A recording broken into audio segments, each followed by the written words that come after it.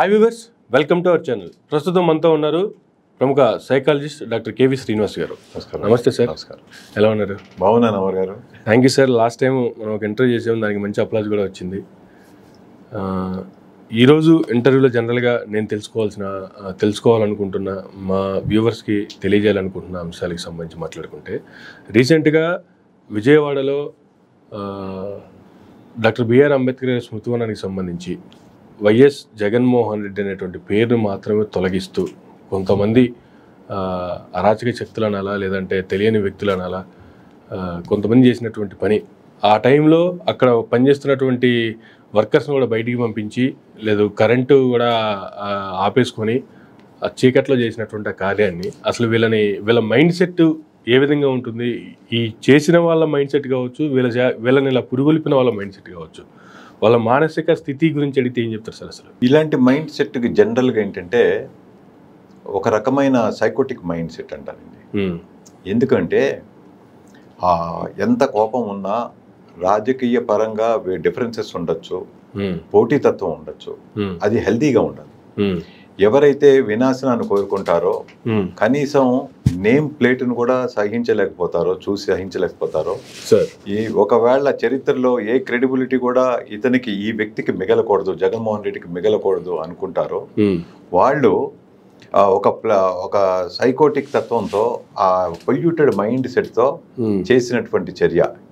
అది పగలగొట్టినటువంటి కూలీల కంటే ఏమీ లేకుండా ఆవేశంతో లీడర్ ఏం చెప్తే అది చేస్తాము అనేటువంటి, అది కార్యకర్తలో కిరాయి మనుషులో ఎవరైతేనే వాళ్ళకి పాపం రాదు.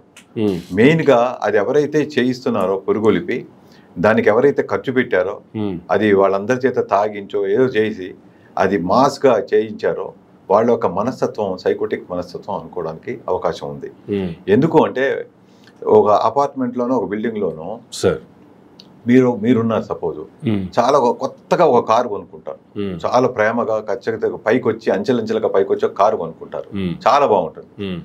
నాకు మీ మీద ద్వేషంతో మీ కారును కూడా నేను గీసేస్తాను, లేకపోతే పగలగొట్టడానికి చూస్తాను. ఎవరో పిల్లలు ఆడుకుని బాలలాగా నేను దాని మీద పగలాలి అనుకుంటాను.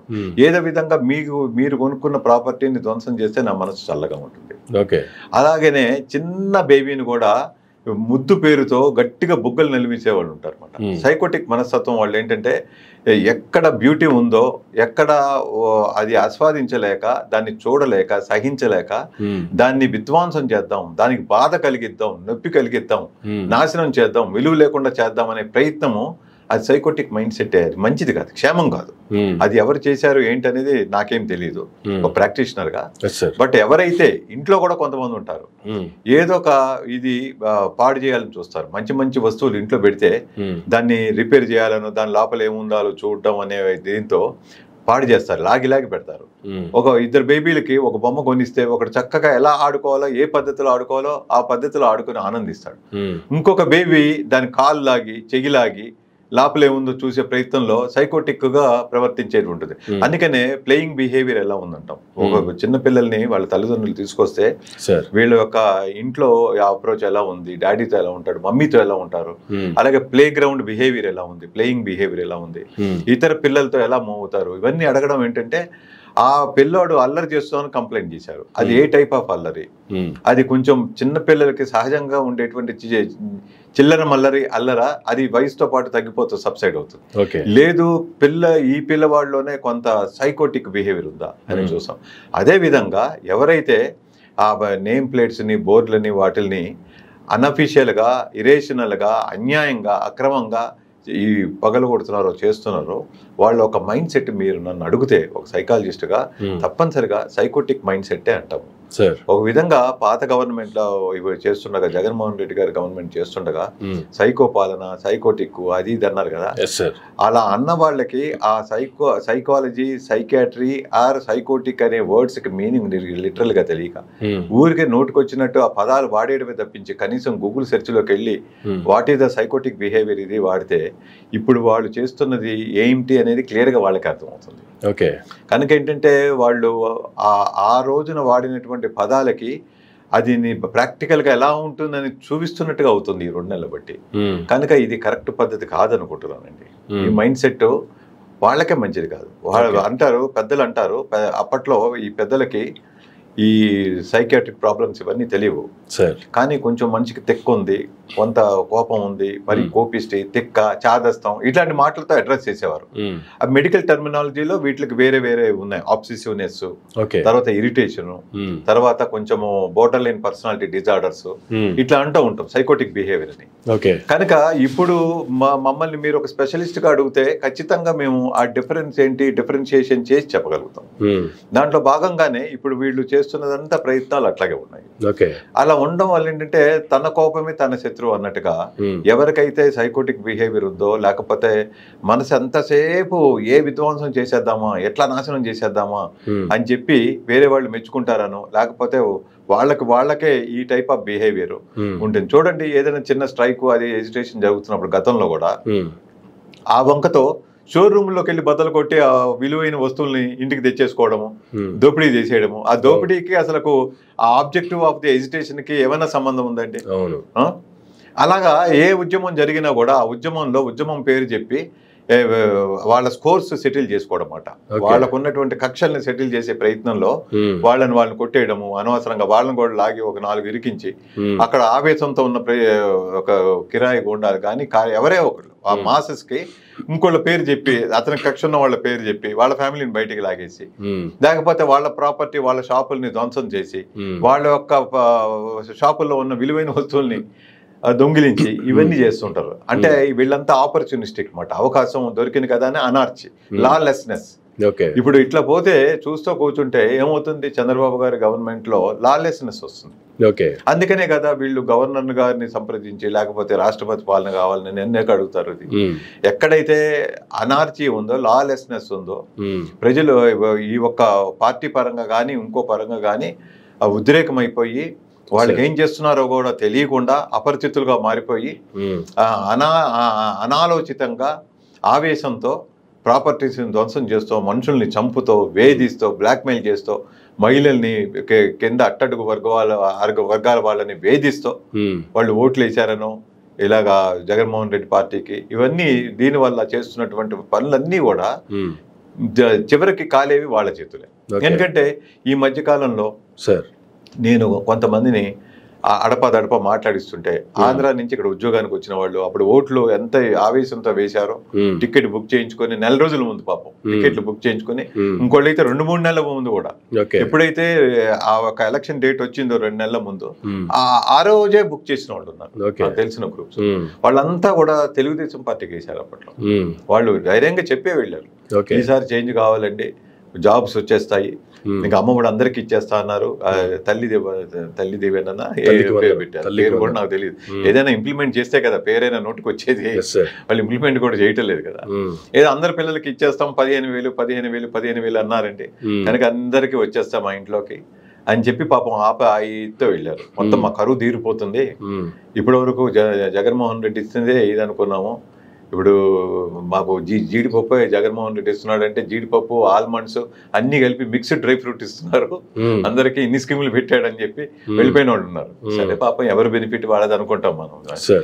I'm not there to educate the people. ఎందుకంటే ఈ పార్టీకి అయ్యింది, ఆ పార్టీకి అయ్యింది చెప్పడానికి నేను ఏ పార్టీ వాడిని కాదు, అక్కడ ఓటు లేదు, ఏమీ లేదు. కానీ ఏంటంటే జనరల్ గా ఒక సైకలాజికల్ గా పొలిటికల్ సైకాలజీ ఎలా ఉంది అని తెలుసుకోవడం మా ఇంట్రెస్ట్. పొలిటికల్ ఎఫిలియేషన్ అంటారు, అది ఎలా ఉంది, ఎందుకు ఉంది, రేషనల్ గా ఉందా, ఇరేషనల్ గా ఉందా వాళ్ళ ఆలోచనలు. రేషనల్ గా అవునండి ఈ మంచి పనులు చేశారు, వీళ్ళు ఇంతమందికి ఎంప్లాయ్మెంట్ దొరికింది, ఖర్చులన్నీ కూడా ఇంత కంట్రోల్లో ఉన్నాయి, ఖరీదులు అందరం కూడా చక్కగా ఈజీగా బతుకుతున్నాము కనుక వేస్తున్నాము అనేది ఓకే. లేదా ఈయన వల్ల ఇంత సఫర్ అవుతున్నాం, ఇవి రీజన్స్. అంతేగాని మాకు విమ్స్ అండ్ ఫ్యాన్సీస్ లేవు. పవన్ కళ్యాణ్ సినిమా 4 సార్లు చూస్తామేమో కానీ ఓటేయము అని ఎవరైతే అంటున్నారో అలా ఎడ్యుకేటెడ్ గా మేము ఓటేయమండి, ఆయన సినిమా కావాలంటే 100 సార్లు అయినా చూస్తాం రిలీజ్ అయినప్పుడల్లా, అంతేగాని ఓటేయమంటారు. ఎందుకు వేయమంటే అతనికి ఆవేశము, ఆలోచన ఉండదు, అతనికి కన్సిస్టెన్సీ ఉండదు అని చెప్పేవాళ్ళు ఉంటారు. ఉదాహరణగా అతనే మొన్న ఒక అతను ఎద్దేవేస్తున్నాడు, ఏంటి ఇది సెపరేషన్ అయిపోయి 20 సంవత్సరాలు గడిచిపోయింది, పోస్ట్ 10 ఏళ్ళకి కానీ 20 ఏళ్ళు అన్నారు. అలా అంత మీటింగ్ లో అట్లా అనకూడదు కదా.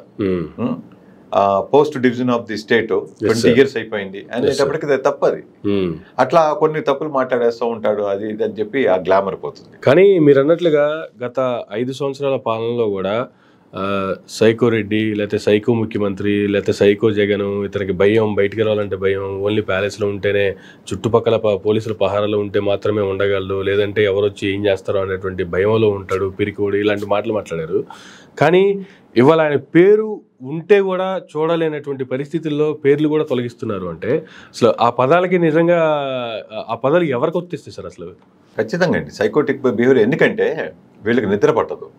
వీళ్ళకి ఏంటంటే మెహర్బానీగా పైకి జగన్మోహన్ రెడ్డి ఏం చేయలేడు, ఏం లేదు అని అంటున్నా మిగతా పబ్లిక్ కోసం రాత్రిలో జగన్మోహన్ రెడ్డి కల్లోకి వస్తున్నాడు, రెస్ట్లెస్. ఆ పట్టే 2 గంటల నిద్ర కూడా పడతలేదు వీళ్ళకి. పొద్దున్న లేచేటప్పటికి చెమట్లు పట్టేసి శ్వాస తీసుకోవడమే కష్టంగా ఉండి చాలా అన్రెస్ట్ అవుతున్నారు. దానివల్ల ఏంటంటే ఈ మనిషిని లేకుండా చేయాలి, అసలు పేరు కూడా తెలియకూడదు, అట్లా నామరూపాలు లేకుండా చేయడం అంటే అది అట్లా చేయాలి. దానిలో భాగంగానే అది చూడలేకపోతున్నారు. ఎందుకంటే విజయవాడ నడిఒడ్డున అంత పెద్ద మహానుభావుడి విగ్రహం, ఊరు మొత్తం కనబడేలాగా ఉండేటువంటి విగ్రహము, అందరూ ఆరాధించదగ్గటువంటి విగ్రహము, అది ఎస్సీ ఎస్టీ వీళ్ళే కాదు, ప్రతి వాళ్ళు భారతదేశంలో పుట్టినటువంటి ప్రతి వాళ్ళు చేతులెత్తి దండం పెట్టవలసినటువంటి విగ్రహము, అంబేద్కర్ గారి విగ్రహము. ఎవరు వీరు అని అడుగుతుంటే పసిపిల్లవాడికి సైతం ఎక్స్ప్లెయిన్ చేయవలసిన బాధ్యత ప్రతి పేరెంట్కి ఉంది. ఈ విగ్రహాలు పెట్టేది అందుకనే, ఎవరు డాడీ ఈయన అని అడుగుతాడు పసిపిల్లాడు తెలియక. ఈయన పేరు అంబేద్కర్ అమ్మ, డాక్టర్ బాబాసాహెబ్ అంబేద్కర్. ఈయన పుట్టుక దగ్గర నుంచి కొంచెంగా రోజుకు 10 నిమిషాలు చెప్పి ఎడ్యుకేట్ చేసి ఆ అబ్బాయి చేత కూడా దండం పెట్టించవలసినటువంటి విగ్రహాలు అన్నీ. ఇవాళ జగన్మోహన్ రెడ్డి గారి సాకుతో ఇది చూశారు, ఏమి చేయకుండా స్పందన మైల్డ్గా ఉందనుకోండి, రేపు ఆ విగ్రహానికే కాళ్ళు పగలు కొట్టేయచ్చు, ఆ విగ్రహాన్ని ధ్వంసం చేసేయచ్చు. అంత కష్టపడి చెమటోడ్చి ఒక సంకల్పంతో, కార్యదీక్షతో, ఒక మహత్తరంగా భావించి, అంత శాంక్టిటీతో ఆ మహనీయుడి విగ్రహాన్ని వాళ్ళు ఇన్స్టాల్ చేస్తే, దాన్ని నాశనం చేసేస్తే అది ఎలా ఉంటుందంటే ప్రళయమే వస్తుంది, ఆ విధంగా ఉంటుంది. కనుక ఏంటంటే ప్రతి వాళ్ళు కూడా అంబేద్కర్ చట్టం వల్ల, లా వల్ల, పార్లమెంట్ వల్ల ఈ ప్రజాస్వామ్యం నిలబడింది. ఇండియాలో ఎన్ని ఒడిదుడుకులు వచ్చినా, ఎంత కష్టాలు వచ్చినా ప్రజాస్వామ్యం సాగుతోంది. ఈవెన్ ఈవీఎంలు మ్యానిపులేషన్ చేసినా కూడా ఇంకా ప్రజాస్వామ్యం సాగుతోంది అంటే ఆ మహనీయుడు చేసినటువంటి ఈ చట్టాల వల్ల, ఆ తీసుకొచ్చినటువంటి మంచి లాస్ వల్ల.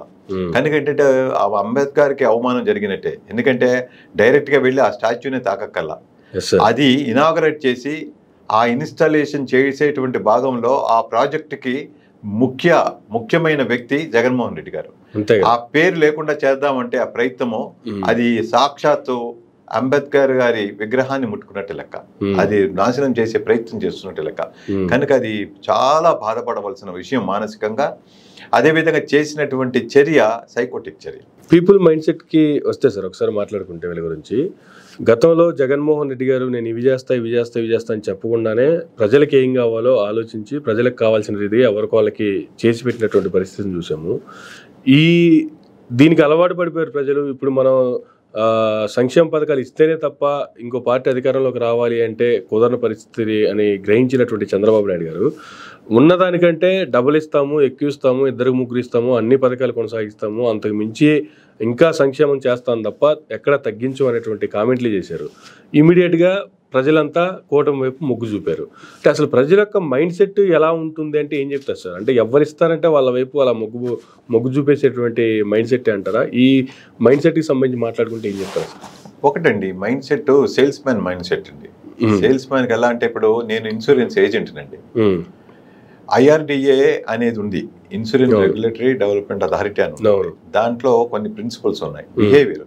ఈ ఒక్క ఇన్సూరెన్స్ పాలసీస్ అమ్ముతున్నటువంటి సంస్థ ఈ కండిషన్స్ మీద అమ్మాలి, ఇలా ఉండాలి, మిస్రిప్రజెంటేషన్ చేయకూడదు, ఫాల్స్ ప్రామిసెస్ చేయకూడదు, డాక్యుమెంటేషన్ ఉండాలి. నేను ఏజెంట్గా వచ్చి నాకు తెలుసు ఇవి ఇస్తా ఈ బెనిఫిట్స్ అని. నేనేం చెప్తానంటే మీ దగ్గరికి వచ్చి, సార్ నాకు తెలుసు మీకు కంగారులో ఉన్నారు, మీరు ఇంత పట్టించుకోరు, లిటరేచర్ ఇచ్చినా కూడా మైక్రోగా ఉంటాయి లెటర్స్, అది నాకైతే చూపు కనబడదు, మీకు కనబడినా కూడా మీరు కూడా భూతత్వం వాడు చదవాలి. అది ఎవరు చదువుతారు కండిషన్స్? నేను నమ్మకస్తుడిని, మీకు 10 ఏళ్లుగా నమ్మకస్తుడిని. నేనేం చెప్తానంటే, సార్ ఇప్పుడు మీరు ₹1,00,000 పెట్టండి సార్, 5 ఏళ్లలో మీకు 20 లక్షలు వస్తుంది, మీకు నెలకి, లేకపోతే మీరు అది కాదనుకుంటే మీకు ₹25,000 పెన్షన్ ఎవ్రీ మంత్ వస్తూ ఉంటుంది అని చెప్తాను. అది ఉత్త అబద్ధం అన్నమాట, మిస్రిప్రజెంటేషన్. ఓకే, ఎవరో వచ్చి ఎప్పుడో ఈవెన్ నాకే అట్లా ఇచ్చినటువంటి పాలసీ ఉంది. ఎప్పుడో 2002 అనుకుంటాను, ఒక పాలసీ, సార్ 5 లక్షలది అది అయిపోతుంది, ఓన్లీ 3 నెలలు పెట్టారు టైము, ఈ 3 నెలల్లో చేసుకున్న వాళ్ళకి తర్వాత క్లోజ్ చేస్తారు, ఇది ఒక భూమిలో పెట్టారు సార్, నేను చెప్తున్నాను కదా అని చెప్పి అంతకుముందు అతని దగ్గర చిట్లు వేశారు. అతనేదో అన్నాడు, ఎంత వస్తున్నాయో ఊరుక అన్నా, నాకు పెద్ద క్యాలిక్యులేషన్లు ఇవన్నీ తెలియదు, కానీ ఒక 15 ఏళ్ళకో 20 ఏళ్ళకో అవసరం పడుతుంది కదా, ఎంత వస్తుంది? ఏం లేదు సార్, ఇప్పుడు 5 లక్షలు కానీ మీరు నెలకి ఒక 25,000 26,000 చొప్పున కట్టాలి సంవత్సరానికి, అట్లా కట్టుకుంటూ ఇదైతే మీరు కట్టేది 5 లక్షల కంటే తక్కువే అవుతుంది, 4,70,000 4,30,000 అవుతుంది, మీకు దాదాపుగా 18 నుంచి 20 లక్షలు వస్తుందని చెప్పాడు క్లియర్ కట్ గా. తీరా చూసి ప్రాక్టికల్ గా అంతా అయిన తర్వాత నా చేతికి వచ్చింది ₹11 లక్షలు ఉదాహరణగా. ఇట్లాగా మిస్రిప్రజెంటేషన్ అంటే ఇప్పటికైతే ఒడ్డు దాటేద్దాం, తర్వాత ఏమవుతుందో చూసుకుందాం అనే ఒకటి. సెకండ్, అదొక సేల్స్ మ్యాన్షిప్. రెండోది ఏంటంటే, నాకు ఇల్లు ఉంది ఒకటి సపోజ్, ఆ ఇల్లు విలువ నిజాయితీగా ఒక 50 లక్షలకు అమ్మాలి, నేను నాకు అమ్మాలని లేదు, అలానే మంచి రేట్ వస్తే అమ్మాలని ఉంది, అమ్మాలని లేదు, మంచి రేట్ వస్తే మంచి ఫ్యాన్సీ రేటు అమ్మేసేయాలి అని ఉంది. ఏదో మీలాంటి వాళ్ళకి ఏరియాలో కావాల్సి వస్తే నేను చెప్తాను ₹1,00,00,000 అని చెప్పిస్తా వాచ్మెన్ చేత, ₹1,00,00,000 దగ్గర అని చెప్పి, ఎందుకంటే ఫాల్స్ డిమాండ్. నా కర్మ బాగుంటే ₹1,00,00,000 మీరు పడిపోయి ₹1,00,00,000 కొంటారు. ఇది కూడా అటువంటిది. ఈ ఎలక్షన్ లో కూడా నేను అది ఇస్తా ఇది ఇస్తా అని చెప్పడము అనాలోచితంగా, అంటే ఆలోచించి గాని, ఈ ప్రజలు ఊరికే వీళ్ళు ఇప్పుడు టెంప్ట్ అయ్యి వేసేస్తే చాలు అదొకటి, లేదా సెల్ఫ్ సెంటర్డ్నెస్, నా జీవితం ఎటు వెళ్ళిపోతుంది, ఇప్పుడు నేను 72వ దశకంలో ఉన్నాను, నాకు ఇంకొక 5 ఏళ్ళు 6 ఏళ్ళు అవుతే ఇక ఏమీ లేదు, ఒకవేళ నేను జీవించి ఉండొచ్చు కానీ నేనేం పోటీ అవి ఉండదు. ముందు ఆయన చీఫ్ మినిస్టర్ గా రిటైర్ అయిపోయాడు, తప్పుకున్నాడు అని చెప్పి ఆ హోదాతో పోవాలి తప్పించి 1కి 2 సార్లుగా ఓడిపోయాడు, చివరికి ఇలా అయ్యింది అనేటువంటిది సహించలేడు ఆయన. బహుశా వాళ్ళ కొడుకు కూడా అదే ఉండొచ్చు, లోకేష్ గారికి కూడా అదే ఉండొచ్చు, చంద్రబాబు నాయుడు గారికి కూడా ఇదే. ఇలా అంటే మనం అనుకుంటుంది, నేను ఆలోచిస్తున్నది మైండ్ సెట్స్ గురించి మాట్లాడుతున్నాం. అందుకే ఆయన చెప్పరు కదా చంద్రబాబు నాయుడు గారు, ఆయన అంతర్గతంగా ఉన్నటువంటిది మనం ఊహిస్తున్నాం, ఎక్స్పెక్ట్ చేస్తున్నాం.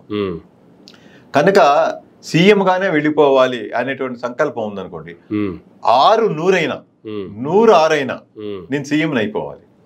కనుక దీనికి ఏం చేయాలో అది చేయాలి, వెనక ముందు ఆలోచించద్దు, తర్వాత సంగతి తర్వాత చూసుకుందాం అనేది ఒకటి. ఫ్లూక్గా వచ్చేస్తాము, ఒకవేళ రాలేదనుకో బాధ లేదు, తర్వాత దప్పచ్చు, నేను అన్ని ఇస్తా అన్నాను, ఇప్పుడు చూసావా జగన్మోహన్ రెడ్డి ఎంత లిమిటెడ్ గా అయిపోయాడు, ఇదే కూడా ఇవ్వలేకపోతున్నాడు. నన్ను ఎన్నుకుని ఉంటే మీ పిల్లలందరికీ 15,000 వచ్చేసేది, నన్ను ఎన్నుకుని ఉంటే అందరికి 4,000 చొప్పున అలా వచ్చేసేది, అందరికి 1,800 వచ్చేసేది, రైతులందరికీ తీరిపోయేది, 2 లక్షల మందికి ఉద్యోగాలు వచ్చేసేవి, ఇవన్నీ మాట్లాడేవాళ్ళు. అలా అయితే అలా ఇది. పరుచూరు గోపాలకృష్ణ గారు అనే డైలాగులు రాస్తాడు ఆయన. ఈనాడు అనే సినిమా వచ్చింది 82లో 83లో, కృష్ణ నటశేఖర్ కృష్ణ ఆయన అందులో హీరో, సోలో హీరో. అందులో ఆ భలే ఉంటాయి డైలాగులు రావు గోపాలరావుది. ఫ్లైట్ లో వెళ్తే చూడడానికి వెళ్తే ఫ్లైట్ లో వచ్చాడు అని విమర్శించాలి, ఎంత బలిసిందా అని చెప్పి. మామూలుగా ఏదో రోడ్డు మార్గంలో వస్తే అక్కడ చాలా ఇదైపోతుంటే అతను నెమ్మదిగా వచ్చాడు, తీరుబడిగా వచ్చాడని విమర్శిద్దామని చాలా బాగుంటుందండి. కరెక్ట్ గా మనం సినిమా డైలాగులుగా చెప్పలేం కానీ అవి మ్యాచ్ అవుతాయి అన్నమాట. అందుకని చెప్పి ఈ చంద్రబాబు నాయుడు గారికి కానీ వాళ్ళ పార్టీలో కొంచెం ముఖ్య వ్యక్తులు కానీ, ఎందుకంటే మీడియా బలం ఉంది, చాలా మంది జర్నలిస్టు స్క్రిప్ట్ రాసిస్తూ ఉంటారు, డైలాగ్స్ రాసిచ్చే వాళ్ళు ఉన్నారు. ఈ సినిమా వాళ్ళంతా కూడా ఈ పార్టీయే కదా, అందువల్ల సినిమాలో చాలా మంది డైలాగులు రాసేవాళ్ళు, రైటర్స్ వీళ్ళంతా ఉంటారు కదా. మీరు అలా అంటే ఇలా చెప్పండి, ఇలా అంటే అలా చెప్పండి. ఒక సందర్భంలో చంద్రబాబు నాయుడు గారు రాధాకృష్ణ గారు ప్రైవేట్గా మాట్లాడుతుంది లీక్ అయిపోయింది, వాడు వీడు అనుకుంటూ మాట్లాడింది కూడా ఉంది ఎన్టీ రామారావు గారిని బట్టి, అవునా?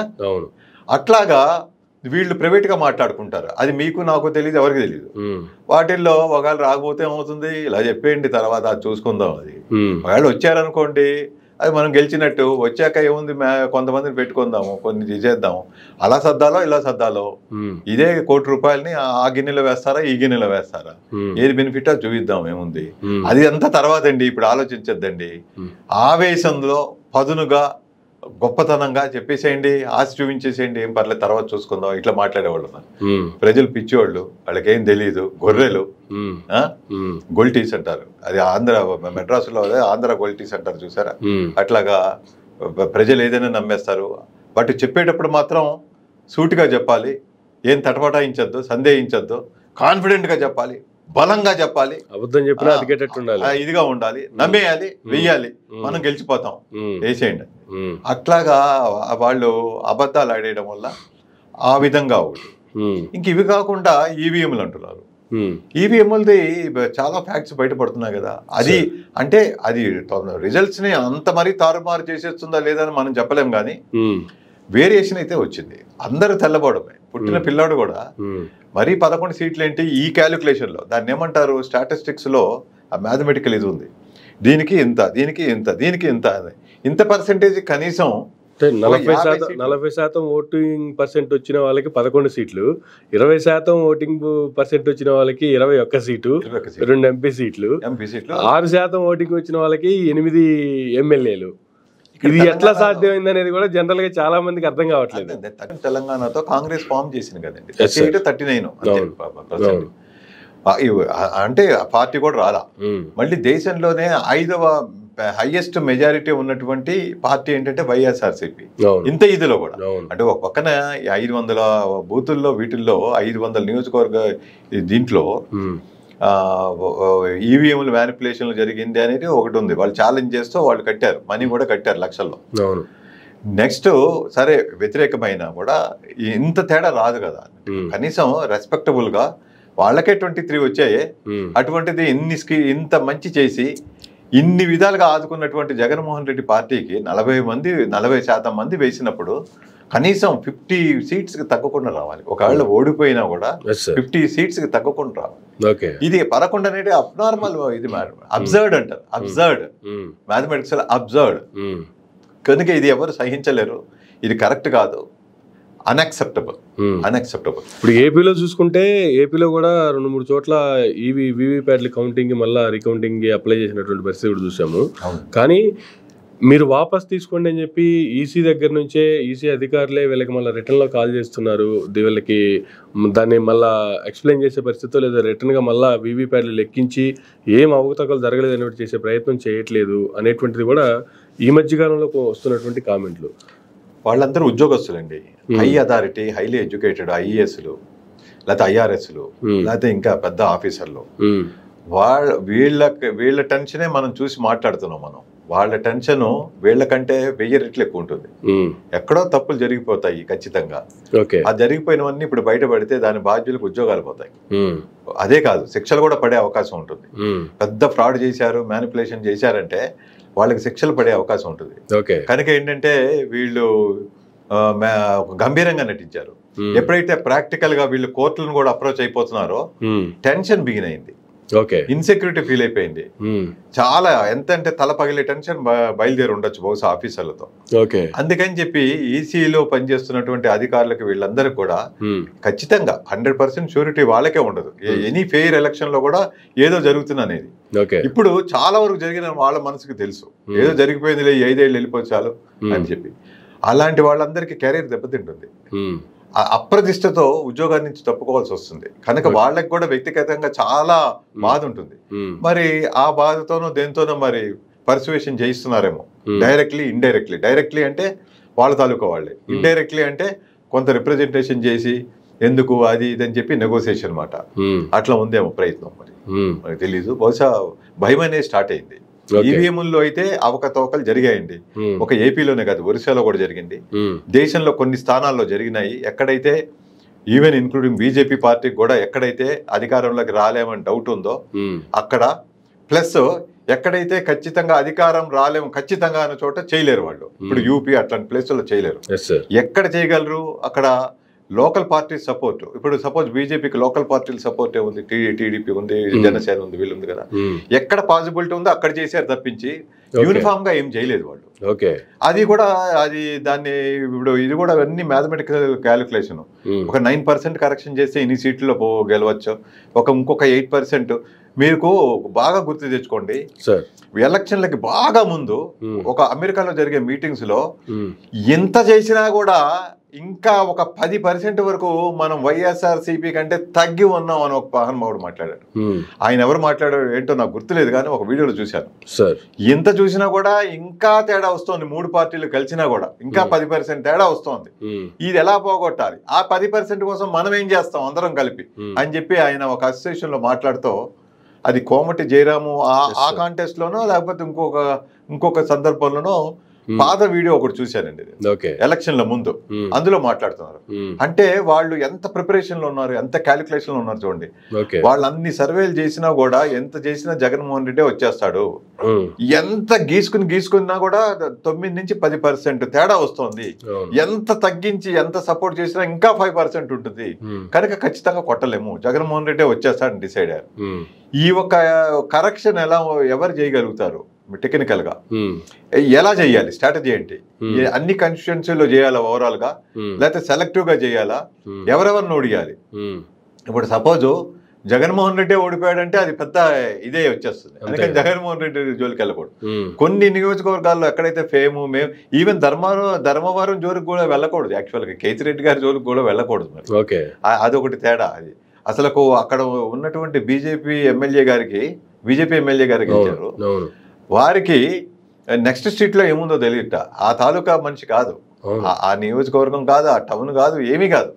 ఎవరైనా మనుషులకి ఆ వీధిలో, ఇప్పుడు మా వీధిలో నేనంటే తెలుసు, నేనంటే ప్రేమ ఉంటుంది, కానీ మీరంటే ప్రేమ ఉంటుందండి.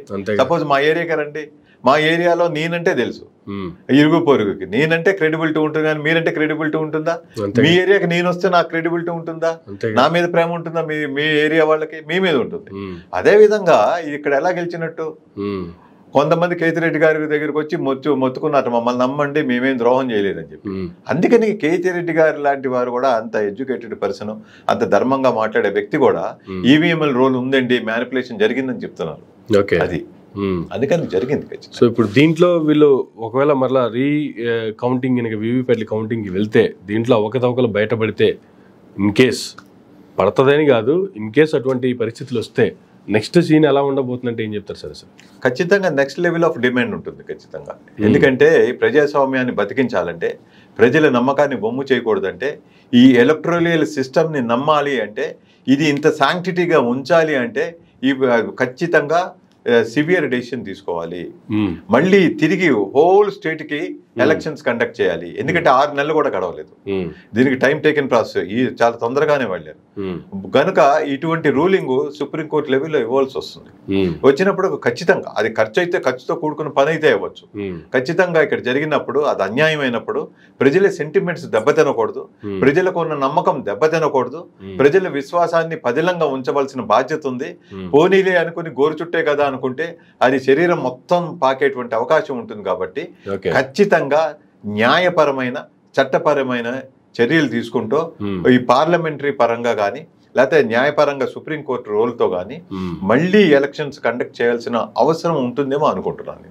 దాని గురించి పూర్తిగా సమాచారం ఇచ్చేటువంటి ఇది నాలెడ్జ్ నాకు లేదు, కానీ జనరల్ నాలెడ్జ్తో చూస్తే ఖచ్చితంగా ప్రజాస్వామ్యం విలువైంది. భారతదేశం గురించి ప్రపంచం అంతా తెలుసు, గొప్ప ప్రజాస్వామిక దేశము, పటిష్టంగా ఉంది, 70 సంవత్సరాలు దాటినా కూడా ఇంటాక్ట్ లో ఉంది అని చెప్పి. ఏవో చిన్న చిన్న ఒడిదుడుకులు ఉన్నా, మరీ ఇంత ఘోరం జరిగిపోయింది అనుకోలేదు. ఇంత ఘోరం జరిగింది కాబట్టే ప్రఖ్యాత ఎలన్ మాస్క్ లాంటి వాళ్ళు కామెంట్ చేశారు ఎలక్ట్రల్ సిస్టమ్ గురించి. అందుకని పట్టించుకోవాల్సిన అవసరం ఉందండి. రీసెంట్ గా జగన్మోహన్ రెడ్డి గారు చేసినటువంటి కామెంట్లు చూస్తే సార్, విజయవాడలో ఇటువంటి హత్య రాజకీయాలు కావచ్చు, లేదంటే రెచ్చగొట్టేటువంటి రాజకీయాలు కావచ్చు, ఇలా ధ్వంసం చేసేటువంటి రాజకీయాలు కావచ్చు, ఇది ప్రజాస్వామ్యానికి మంచిది కాదు. ఈవెన్ మీరు ఇప్పుడు ఇలా చేసుకుంటూ పోతే మీరు ప్రభుత్వంలో కలకాలం మీరే ఉంటారనే ఉండదు. ఇటువంటి కార్యక్రమాలు జరిగితే అతి త్వరలో మీ ప్రభుత్వం పడిపోతుంది, నెక్స్ట్ మరలా మా ప్రభుత్వం అధికారంలోకి వస్తుంది. ఆ రోజు నేను చెప్పినా కూడా మా కార్యకర్తలు వినే పరిస్థితిలో ఉండరు. అటువంటి పరిస్థితులు మీరు రాష్ట్రంలో క్రియేట్ చేస్తున్నారు. అంటే లీడర్స్ ఒక మాట మాట్లాడినప్పుడు దాన్ని కార్యకర్తలు కింది స్థాయి వాళ్ళు ఏ విధంగా తీసుకుంటారు, ఏ విధమైనటువంటి ఎఫెక్ట్ ఉంటుంది, మానసికంగా ఎటువంటి ప్రభావం చూపించే అవకాశం ఉంది సార్ అసలు? మానసికంగా అమర్ గారు, ఇన్క్లూడింగ్ జగన్మోహన్ రెడ్డి గారు, అందరూ కూడా ఒక రకమైన ట్రామాకు గురయ్యారు. అది సైకాలజీ దీంట్లో ట్రామా అంటారు. దాంట్లో ట్రామాలో ఏముంటాయి కాంపోనెంట్స్, మేజర్ కాంపోనెంట్స్? స్ట్రెస్ ఉంటుంది, డిప్రెషన్ ఉంటుంది, వర్రీ ఉంటుంది, ఇన్సెక్యూరిటీ ఉంటుంది, చాలా అసలు విశ్వాసం కోల్పోతారు. ఈ సిస్టమ్ మీద విశ్వాసం కోల్పోయి ఉంటారు చాలా మంది. చాలా డిస్టర్బ్డ్ గా ఉంటారు. వాళ్ళు కోరుకునేది ఏంటో తెలుసా? Rest, piece, calmness.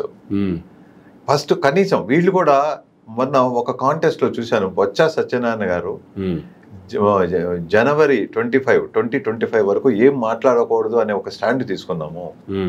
ఈ కొత్త ప్రభుత్వాలకి, కూటమి ప్రభుత్వానికి చాలా టైం ఇవ్వాలి. 25 వరకు ఏం మాట్లాడకూడదు. వాళ్ళ ఇష్టం వచ్చినట్టు చేసుకొని, అంటే పరిపాలన విభాగం, డెలివరీ మెకానిజం, అంతేగాని ఇష్టం వచ్చినట్టు కొట్టేయడం, గుద్దేయడం అంతే కదా. మామూలుగా పరిపాలన చేసుకొని ఏమి కామెంట్ చేయొద్దు, అది తప్పది అని చెప్పేసి ఊరుకుందాం అనుకుంటే, వీళ్ళంతా పీస్ఫుల్ గా ఉందాం అని చెప్తే చాలా మంది వైఎస్ఆర్సీపీ అభిమానులు, సామాన్య ఓటు వేసినటువంటి అభిమానులు, పని చేసినటువంటి కార్యకర్తలు, లీడర్స్, చిన్న స్థాయి లీడర్స్ నుంచి పెద్ద స్థాయి లీడర్స్, ఎమ్మెల్యేలు, వీళ్ళంతా కూడా కొంచెం స్వేద తీర్చుకుందాము, వడదెబ్బ తగిలింది, స్ట్రోక్ తగిలింది, ట్రామా తగిలింది, మనం చేసిన పనికి ఇంత మరీ హీనంగా తీర్పిస్తారనుకోలేదు, మనం చేసిన మంచి పనికి ఇంత హీనంగా తీర్పిస్తారనుకోలేదు అని చెప్పి కుమిలిపోయారు. ఎటొచ్చి జగన్మోహన్ రెడ్డి గారు ఎవరో ఒకళ్ళిద్దరు ఇంట్లో బాగా క్లోజ్ వాళ్ళకి చెప్పుకోగలుగుతారో, లేకపోతే ఇప్పుడు వాళ్ళు కూడా దూరం అయ్యారు, వాళ్ళు కూడా అన్యాయంగా దూరం అయ్యారు. అమ్మగారు కానీ వాళ్ళ చెల్లెలు కానీ వీళ్ళు ఎందుకనో అది కాలమహిమ అనుకోవాలి, అది గ్రహమహిమ అనుకోవాలో, వాళ్ళు పాపం ఎవ్వరూ లేరు చెప్పుకోవడానికి. భార్యకి చెప్పుకోగలుగుతారేమో, ఎదిగిన పిల్లలు ఉన్నారు కాబట్టి ఆడపిల్లలు ఫ్రెండ్లీగా వాళ్ళకి చెప్పగలుగుతారేమో, ఆ బాధ పంచుకోవాల్సి వస్తుంది. ఇట్లా ఉన్నటువంటిది ఏమీ లేకుండా స్వేద తీర్చుకుంటూ ఏం మాట్లాడకూడదు, ఏమి జోలికి వెళ్ళకూడదు అనుకుంటుంది మనుషుల్ని.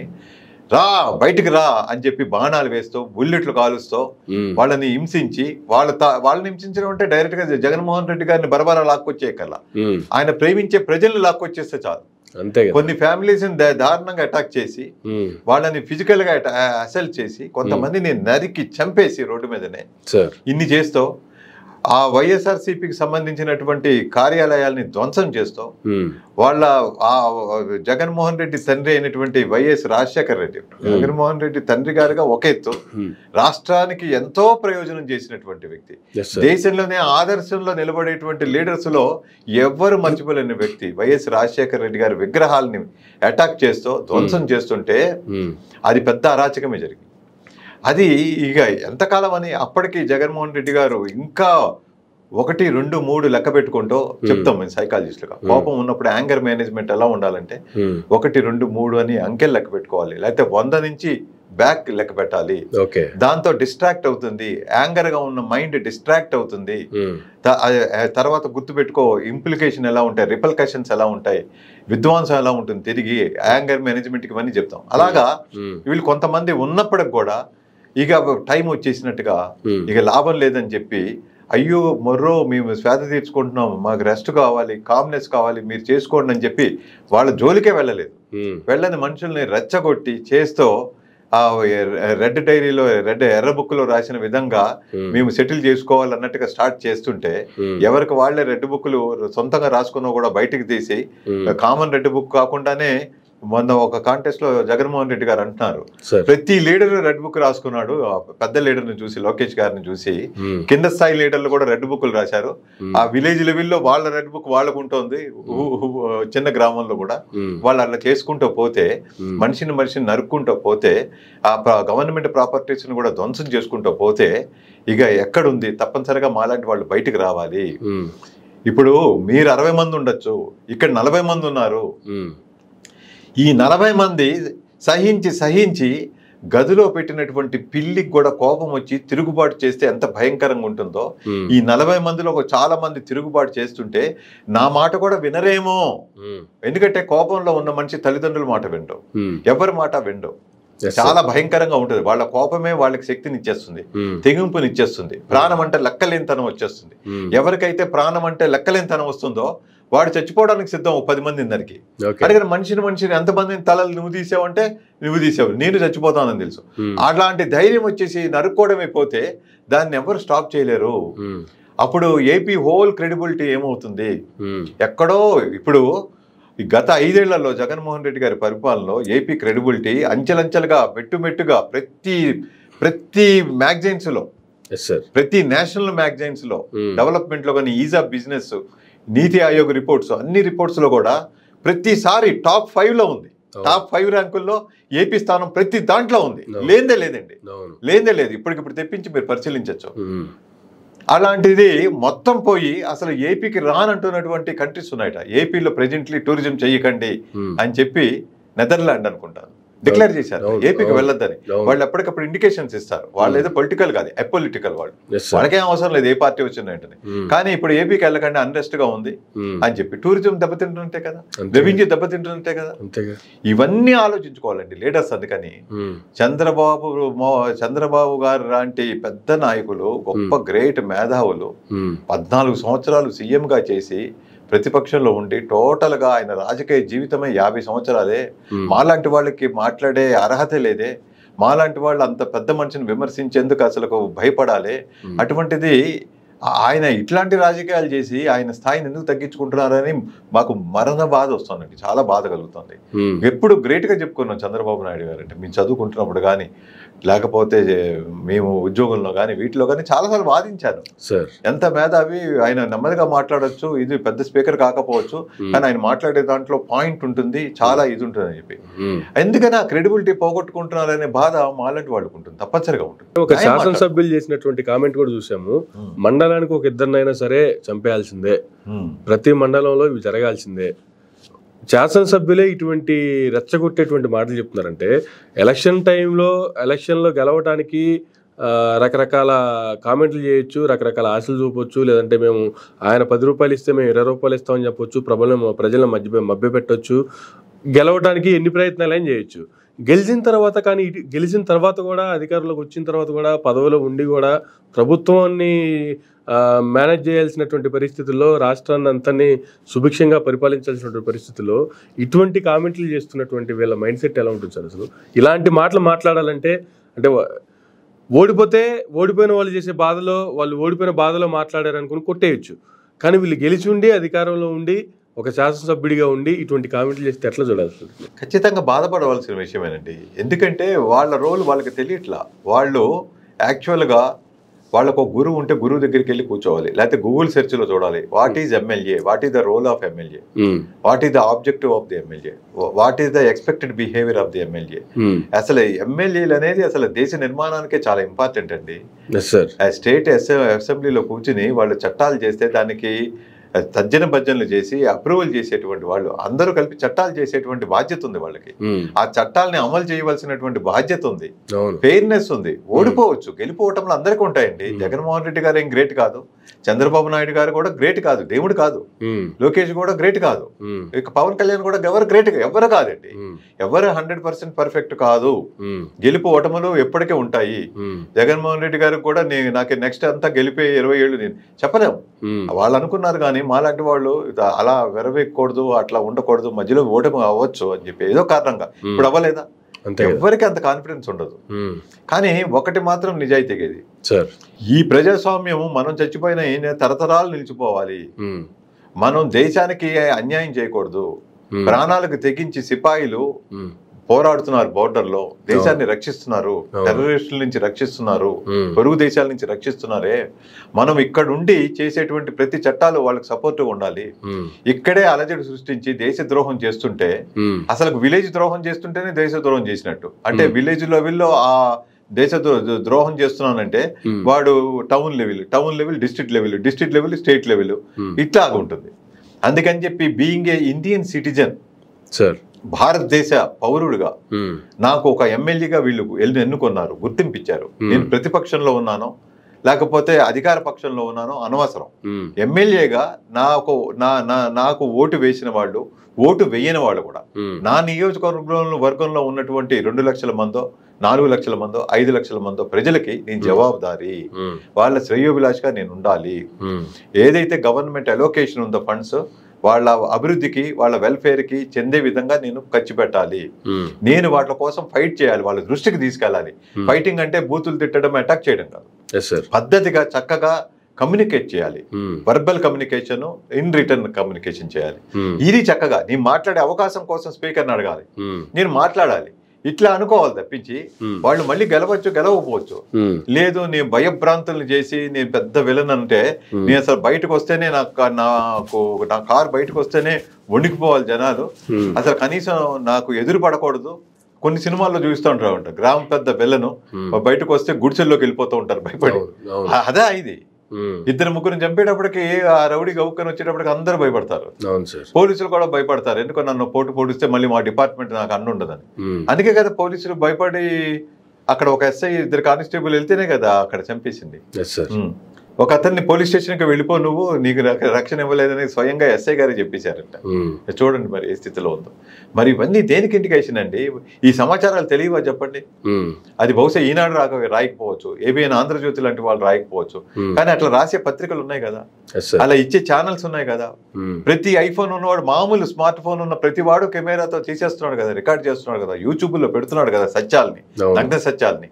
అలాంటప్పుడు మనకు చూసే నేత్రాలు ఉన్నప్పుడు ఎంత జాగ్రత్తగా ఉండాలి.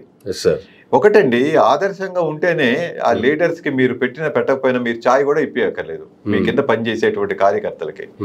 మీరు ఆదర్శం ఉంటే, మీరు ఆదర్శం కోసం బతుకుతుంటే మీతోనే పడిచేస్తారు వాళ్ళంతా కూడా. మీరు బిర్యానీలు ఇప్పించినా ఏమి ఇప్పించినా వాళ్ళని తప్పుదారి తొక్కనిస్తే వాళ్ళు రియలైజేషన్ అయినప్పుడు మిమ్మల్ని అటాక్ చేస్తారు వాళ్ళు, లీడర్నైనా సరే సహించేది లేదు. అందుకని చెప్పి ఈ ఒక్క ఆలోచన అనేది తప్పు. చాలా మందిట నేను సినిమా ఫీల్డ్ లో కూడా అసలు బిగినింగ్ నుంచి లైట్ బాయ్ గా పనిచేస్తాను, ఆ సినిమా 24 క్రాఫ్ట్స్ లో పనిచేస్తాను, లేదా బిగినింగ్ నుంచి చిన్న చిన్న డిస్ట్రిబ్యూషన్ చేస్తాను, ఆ సినిమాల్లోనే జీవిస్తూ నెమ్మదిగా సినిమాలు తీసే వాళ్ళ ఒక ఎక్స్పీరియన్స్, అనుభవము, వాళ్ళ ఖర్చు పెట్టే విధానం అన్నిటికీ ఒక పద్ధతి ఉంటుందంట. ఏదో ఫ్లూక్ గా రియల్ ఎస్టేట్ లో నేను పెట్టిన ₹1,00,00,000కి 1,000 కోట్ల లాభం వచ్చేసినాను, బలుపు ఎక్కువైపోయి, డబ్బు ఎక్కువైపోయి 400 కోట్లతో 500 కోట్లతో సినిమాలు తీస్తున్న వాళ్ళు వచ్చి నిజాయితీగా తీస్తున్న వాళ్ళని పాడి చేసినట్టుగా ఉంది. వాళ్ళకేం తెలియదు. మీరు ప్రొడ్యూసర్ గా ఏంటి మీ బాధ్యతలు అంటే చెప్పలేరు. ఒక పొద్దున్న ఒక ఇంటర్వ్యూ చూశాను, ఒక ప్రసాద్ గారిది, కాటగట్ట ప్రసాద్ గారిది. ఎంతో బాధ్యతగా మాట్లాడుతున్నారు. ఆ వాళ్ళు బిగినింగ్ లో 70s లో 80s లో కూడా సినిమాలు తీస్తున్నప్పుడు ఎంత చూసుకుని ఎంత జాగ్రత్తగా ప్లాన్ చేసి తీసేవారు, నిర్మాతకి ఎంత గౌరవం ఉండేది, ఇప్పుడు ఎంత దిగజారిపోయింది అని చెప్పి బాధపడుతూ కళ్ళ నీళ్లు పెట్టుకున్నంత పని చేసినటువంటి ఇంటర్వ్యూ ఒకటి చూశాను. అంటే మనం సినిమా వాళ్ళం కాదు, కానీ కొన్ని ఇంటర్వ్యూలు చూడడం వల్ల అర్థం అవుతుంది. అదే విధంగా పాలిటిక్స్ లో లేని వాళ్ళు కూడా వేరే ఫీల్డ్ లో వాళ్ళు షైన్ అయ్యి, ఇది రియల్ ఎస్టేట్ లోనో సినిమాల్లోనో ఇంకో దాంట్లోనో షైన్ అయ్యి ఇక నాకు తిరుగులేదు, ఏ ఫీల్డ్ లో అయినా క్లిక్ అయిపోతానని చెప్పి అసలు ఆ సబ్జెక్ట్ నాలెడ్జ్ లేకుండా, దాని ఆబ్జెక్టివ్నెస్ తెలియకుండా, ఒక మిషన్ అనేది లేకుండా, ఒక విజన్ అనేది లేకుండా ప్రతి వాడు రాజకీయాల్లోకి వచ్చేస్తే, రాజకీయాలంటే నలుగురిని చంపేయడము, అందరిని బెదిరించేయడము ఆ ఒక రూటు, లేదా అందరికి పనిచేసి కడుపు నిండా పెట్టేయడము ఒక రూటు అని ఏదో ఒక రూట్ ఎన్నుకోవడమా? కాదు కదా. ఇది ఈ సత్యాన్ని గ్రహించాలి. అందుకే ఇవన్నీ జరుగుతున్నాయి సార్. చంద్రబాబు నాయుడు గారు రీసెంట్ గా కలెక్టరల్ కాన్ఫరెన్స్ లో కామెంట్ చేశారు సార్, మీరు బాధ్యతగా పనిచేస్తేనే, ప్రజలకు కావాల్సినటువంటి సేవలు సరిగ్గా చేస్తేనే నెక్స్ట్ మరలా మేము అధికారంలోకి వస్తాము, లేదు అంటే మేము అసెంబ్లీలోకి రావడానికి కూడా మళ్ళీ ప్రజలు మాకు అవకాశం ఇవ్వరు, మేము అసెంబ్లీకి వచ్చే పరిస్థితి కూడా ఉండదు, కాబట్టి మీరందరూ బాధ్యతగా పనిచేయాలి. జనరల్గా ఐఏఎస్లు పనిచేస్తే ప్రభుత్వాలు నడుస్తున్నాయా, ప్రభుత్వాలు ఏవైతే చెప్తుంటే వాటిని ఐఏఎస్లు ఇంప్లిమెంట్ చేస్తున్నారా? రెండు ఉంటాయండి. ఇప్పుడు ఒకప్పుడు మేము చదువుకుంటున్నప్పుడు కానీ, లేకపోతే మనకు తెలిసిన ఐఏఎస్లు ఐపీఎస్లు వాళ్ళ రోల్ అండ్ రెస్పాన్సిబిలిటీ, వాళ్ళ ప్రివిలేజెస్, వాళ్ళ అథారిటీస్ వేరు. ఇప్పటికీ ఉన్నాయి. జనరల్ గా ఐఏఎస్లకు ఉన్నటువంటి క్వాలిఫికేషన్ అది బట్ మారుతున్న క్రమంలో ప్రస్తుత రాజకీయాలు చూస్తే ఏ పార్టీ అధికారంలో ఉంటే వాళ్ళు ఏది చెప్తే అదే వీళ్ళు చేయాల్సినటువంటి పరిస్థితులకు వచ్చినటువంటి నేపథ్యంలో వాళ్ళు ఇండిపెండెంట్ గా యాక్ట్ అవ్వట్లేదండి. వాళ్ళ ఇంట్లో బహుశా జనరల్ ఎన్విరాన్మెంట్ ఎలా ఉంటుందంటే ఫ్యామిలీస్ లో, మీకెందుకులేండి వచ్చిన గొడవ, ఏదో పోనేవ్వండి, ఏ పార్టీ వస్తే ఏముంది, మీరు ఉద్యోగం మీరు చేసుకుంటున్నారు లేదా, మీ మర్యాద కాపాడుకోండి, మీకు హాయిగా ఈ రోజు గడిచిందంటే గడిచింది, అట్లా వెళ్ళిపోదాం, మనకంటూ ప్రయారిటీస్ ఉన్నాయి, మన అబ్బాయిలు అమెరికాలో చదువుతున్నారు, లేకపోతే ఇది మన సెటిల్మెంట్ అవుతుంది, లేదా మనం కొత్తగా మ్యారేజ్ చేసుకున్నాం, ఇంకా సంసారం ఇది, వాళ్ళని వీళ్ళని కదిలించుకోవడం ఎందుకు, ఏ పార్టీ వచ్చినా మన రోలే, మనం నిజాయితీగా పోదాం, మనకు 10 రూపాయలు రావక్కర్లేదు, 10 రూపాయలు పోవక్కర్లేదు, మన జీతాలు వస్తాయి, మనకు వచ్చే రెస్పెక్ట్ వస్తుంది, మనం కాదు కూడదు అనకూడదు. రాజు మొండివాడైతే అదే తందానా అంటే తందానా అందాం. అలా దానివల్ల వాళ్ళ ఇండివిజువాలిటీ పోతుంది ఐఏఎస్కి ఐపీఎస్కి. ఏ ఆశయంతో చదివారో అన్ని సబ్జెక్టులో, ఏ విధంగా వాళ్ళ సుపీరియారిటీ నిరూపించుకుని వాళ్ళకి అంత పెద్ద పదవులకు వచ్చారో, కలెక్టర్లుగా, ఎస్పీలుగా, వీళ్ళగా వచ్చారో, వాళ్ళలో వాళ్ళకి నిజాయితీ మరిగిపోవాలంటే, రక్తం బాయిల్ అయిపోవాలి. ధర్మంగా ఆ పార్టీకి ఈ పార్టీకి కొమ్ము కాయకూడదండి, భయపడకూడదండి, చాలా ధైర్యంగా ఉండాలి. అట్లా కొంతమంది రోల్ మోడల్ ఐఏఎస్ ఆఫీసర్లు ఉన్నారు, రోల్ మోడల్ ఐపీఎస్ వాళ్ళు ఉన్నారు. వాళ్ళు ఎవరికి తలవగ్గలేదు. వాళ్ళు చాలా వాళ్ళ కోడ్ ఆఫ్ కండక్ట్ ఎలా ఉంది, వాళ్ళ ఒక రూల్స్ ఎలా ఉన్నాయి, వాళ్ళ అథారిటీస్ ఏంటి, వాళ్ళ ఒక ఓవరాల్ ఇదేంటని వాళ్ళు ఎన్ని సబ్జెక్టులు చదువుతారండి. వాళ్ళకి కంప్లీట్గా లాలో చాలా కోర్సు తెలియాలి, ఇవి తెలియాలి. మళ్ళీ ఎఫెక్టివ్ కమ్యూనికేషన్ ఉండాలి, లీడర్షిప్ క్వాలిటీస్ ఉండాలి, అన్నీ ఉండాలి. డిప్లొమసీ కూడా కావాలి. అంతే సార్, డిప్లొమసీ చాలా అవసరం. ఎలా నచ్చ చెప్పచ్చు హెడ్ ఆఫ్ ది స్టేట్ కి, సీఎం గారికి ఎట్లా నచ్చ చెప్పచ్చు. ఒకప్పుడు సీఎం గారిది ఒక కోణమే, ఒక డైమెన్షన్ లో ఉండొచ్చు. ఎంత చదువుకున్నా, ఎంత ఎక్స్పీరియన్స్ ఉన్నటువంటి చంద్రబాబు నాయుడు గారికి కూడా ఒక డైమెన్షన్ లోనే ఆలోచించవచ్చు. అంటే ప్రెజర్ వల్ల, పార్టీ ప్రెజర్ వల్ల, లేకపోతే కావలసిన వాళ్ళ ప్రెజర్ వల్ల, కొంతవల్ల అసలు వేరే కోణం ఆలోచించే ఇది పోవచ్చు. కానీ ఐఏఎస్లు ఈజీ తీసుకోవాలి. సార్ మీరు ఏమనుకోవద్దు, లేకపోతే మీరు ఈ విషయంలో కొంచెం విభేదించద్దు, ముందు వినండి సార్. ఒక గంట సేపు వరకు నేను చెప్పేది దయముంచి వినండి, గంట సేపు పడుతుంది. లేదా మీరు ఎప్పుడు టైం ఇస్తే అప్పుడు వస్తాను. కానీ నేను చెప్పవలసింది ఇదండి, నేను ఇక్కడ ఏమి ఆపేక్ష లేదు, నాకు పేరు అక్కర్లేదు, ఏమక్కర్లేదు. కానీ మీరు ఇది చేయడం వల్ల జరిగేటువంటి నష్టాలు ఇవి, రిపల్కషన్స్, అది ముందు ప్రజానీకం దెబ్బతింటుంది. తద్వారా మీకున్నటువంటి కీర్తి ప్రతిష్టలు కూడా దెబ్బతింటాయి. లేదు ఈ విధంగా చేయడం వల్ల ఇంత బడ్డెన్ అవ్వచ్చు, కానీ చాలా బాగుంటుంది. లేదా ఈ విధంగా మనం ఒప్పుకోవాల్సి ఉంటుంది, సారీ చెప్పాల్సి వస్తుంది దీనివల్ల ఇది అని చక్కగా నిర్భయంగా చెప్పగలగాలండి. అవి కాకుండా వాళ్ళ హోదా పెరగడం కోసమో, లేకపోతే వాళ్ళు నాన్ కంట్రవర్షియల్ అయ్యి హాయిగా జీవించేయడం కోసమో భజన చేస్తుంటే మాత్రం ఇలాగే ఉంటాయి. వాళ్ళ హోదా కోల్పోతారు. వాళ్ళు అతిగా మాట్లాడడం వల్ల, అతిగా వేరే వాళ్ళతో క్లోజ్ గా తిరగడం వల్ల, వాళ్ళు కూడా రిటైర్ అయ్యాక మళ్ళీ పొలిటికల్ పదవులు ఇస్తారా, లేకపోతే నా పదవిని ఎక్స్టెండ్ చేస్తారా అనే ఆశతో రిటైర్ అయిపోయినా కూడా ఇంకొక 10-15 ఏళ్ళు కంటిన్యూ అయ్యే వాళ్ళు ఉంటారు. వేరే ఏదో సహాయకులు, ఏదో సలహాదారులు, ఇంకోటో అట్లా ఏం ఆశించకుండా వాళ్ళ సర్వీస్ రూల్స్ ప్రకారం వాళ్ళు వెళ్తూ, వాళ్ళు చెప్పేది కూడా సున్నితంగా, సుకుమారంగా చెప్పేది నిర్భయంగా చెప్పాలి. ఫైట్ చేస్తూ ఇదిగా కాకుండా, మొండితనం ఏం లేదండి, కావాలంటే ఇది దయవుంచి నేను ఇది చేయలేకపోతే నన్ను తప్పించండి, వేరే దానికి వేసేయండి, ఏం పర్వాలేదు. కానీ నేనుండగా ఇలా చేస్తే మాత్రం అది ధర్మం అనిపించుకోదండి మీ చదివిన చదువులకు వాటికి అని చెప్పి 2 చేతులు దండం పెట్టచ్చు. ఎందుకంటే సీఎం రాజు లాంటి వాడే, తప్పేం లేదు, ప్రజలందరూ ఎన్నుకున్నారు కాబట్టి ఆ ఇది ఉండాలి. వీళ్ళు అలా కాకుండా ఇప్పుడు వచ్చేటువంటి కుర్రకారు ఐఏఎస్లు వీళ్ళంతా కూడా పెద్ద పెద్ద హోదాలు, కట్నాలు, కానుకలు ఆశించి, నిజం మాట్లాడితే ఇప్పుడు చదువుతున్న ఐఏఎస్లు కొంతమంది వచ్చిన వాళ్ళని కూడా పలకరించండి. వాళ్ళు చదువుతున్నప్పుడు, వాళ్ళు వచ్చినాక కాదు. వాళ్ళ మైండ్ సెట్ ఎలా ఉందంటే, ఎంతసేపు వచ్చేసాక దున్నేయాలి, దులిపేయాలి, గొప్పతనం చాటి చెప్పుకోవాలి, చుట్టాల్లో, వాళ్ళ తెలిసిన వాళ్ళలో అందరూ మెచ్చుకోవాలి, ఏదైతే పెద్ద హోదాగా ఉండాలి, మందిమాగతలతో ఉండాలి, ఎంతసేపు మెటీరియల్ థింగ్స్ ఆలోచిస్తున్నారు. బాగా నిజాయితీగా ఐఏఎస్ అంటే నేను దునియా చూపియాలి, ప్రజలకి ఏ మార్పు తీసుకురావాలి, గవర్నమెంట్ ఒక రిఫార్మ్స్ ని ఏ విధంగా డౌన్ ది లైన్ ఇంప్లిమెంట్ చేయాలి, ఒక జిల్లా ఇచ్చారంటే ఆ జిల్లాలో నేను నా ముద్ర ఎలా వేసుకోవాలని చెప్పి వాళ్ళ ఓన్ ఇదితో తాపత్రపడుతూ ఉంటారు. అట్లాంటి వాళ్ళు ఒరిజినల్ ఐఏఎస్ ఐపీఎస్ అంటే వాళ్ళ మార్క్ అదే కదా, వాళ్ళ మార్క్ అది. అసలు ఒక్కొక్క ఎస్పీని ఇప్పటికి కూడా గుర్తు పెట్టుకుంటూ ఉంటారు. మాకుండగా ఈస్ట్ గోదావరిలో అనపర్తిలో స్మగ్లింగ్ జరుగుతుండేది 70s లో, అప్పట్లో జస్పాల్ సింగ్ ఎవరో ఒక ఆయన వచ్చారు అప్పట్లో. అయితే అందరూ చిన్న పిల్లలు, నిజం మాట్లాడితే నేను పెద్దవాడిని కాదు, ఇప్పుడు నా ఏజ్ 50+. అప్పుడు బహుశా జస్పాల్ సింగ్ గారు ఎవరో ఉండి అనపర్తిలో ఒక్కొక్కళ్ళని కొడుతుంటే రికార్డింగ్ డాన్సులని లేపించేసేవారు. మరీ వల్గర్ గా, అప్సిన్ గా రికార్డింగ్ డాన్స్ లో మాకు ఎంటర్టైన్మెంట్, ఇన్ని టీవీలు అవన్నీ ఉండేవి. మా రాజమండ్రి అటు సైడ్ రికార్డింగ్ డాన్సులు ఫేమస్, వేల్పూర్ వీర్రాజు అని, ఇంకోటి అని, అలా చాలా మంది మహానుభావులు ఉండేవారు. పాపం వాళ్ళు బతుకు తెరువు కోసం, వాళ్ళ ఎంటర్టైన్మెంట్ కోసం, కొంచెం యూత్ ని ఎంకరేజ్ ఇది రెచ్చగొట్టడం కోసం చేసేవారు. అవే సహించేవాడు కాదు ఆయన. వచ్చి అందరినీ ఎట్లా అంటే కొడితే షూ యానస్లోకి వెళ్ళిపోయేది, ముడ్డు మీద కొడితే లోపలికి వెళ్ళిపోయేది, అట్లా కొట్టేవాడు. స్మగ్లర్స్ ఉండేవారు చాలా మంది అనపర్తిలో, వీళ్ళంతా రెడ్డి కమ్యూనిటీ అని చెప్పేసి ఇదంతా. అంటే అప్పటి సంగతులు ఎవరు తప్పుగా అనుకోవద్దు నన్ను. అంటే వాళ్ళందరినీ కంట్రోల్ చేయగలిగాడు. ఇప్పుడు కూడా నాకు అలా మైండ్లో చిన్నపిల్ల ఉన్నప్పుడు 10 ఏళ్ళు 11 ఏళ్ళు ఉండొచ్చేమో, మైండ్లోకి వెళ్ళిపోయి ఇప్పుడు కూడా నా సబ్ కాన్షియస్ లో రికార్డ్ అయిపోయింది ఆ పేరు. అలా కొంతమంది పేర్లు ఉంటాయి.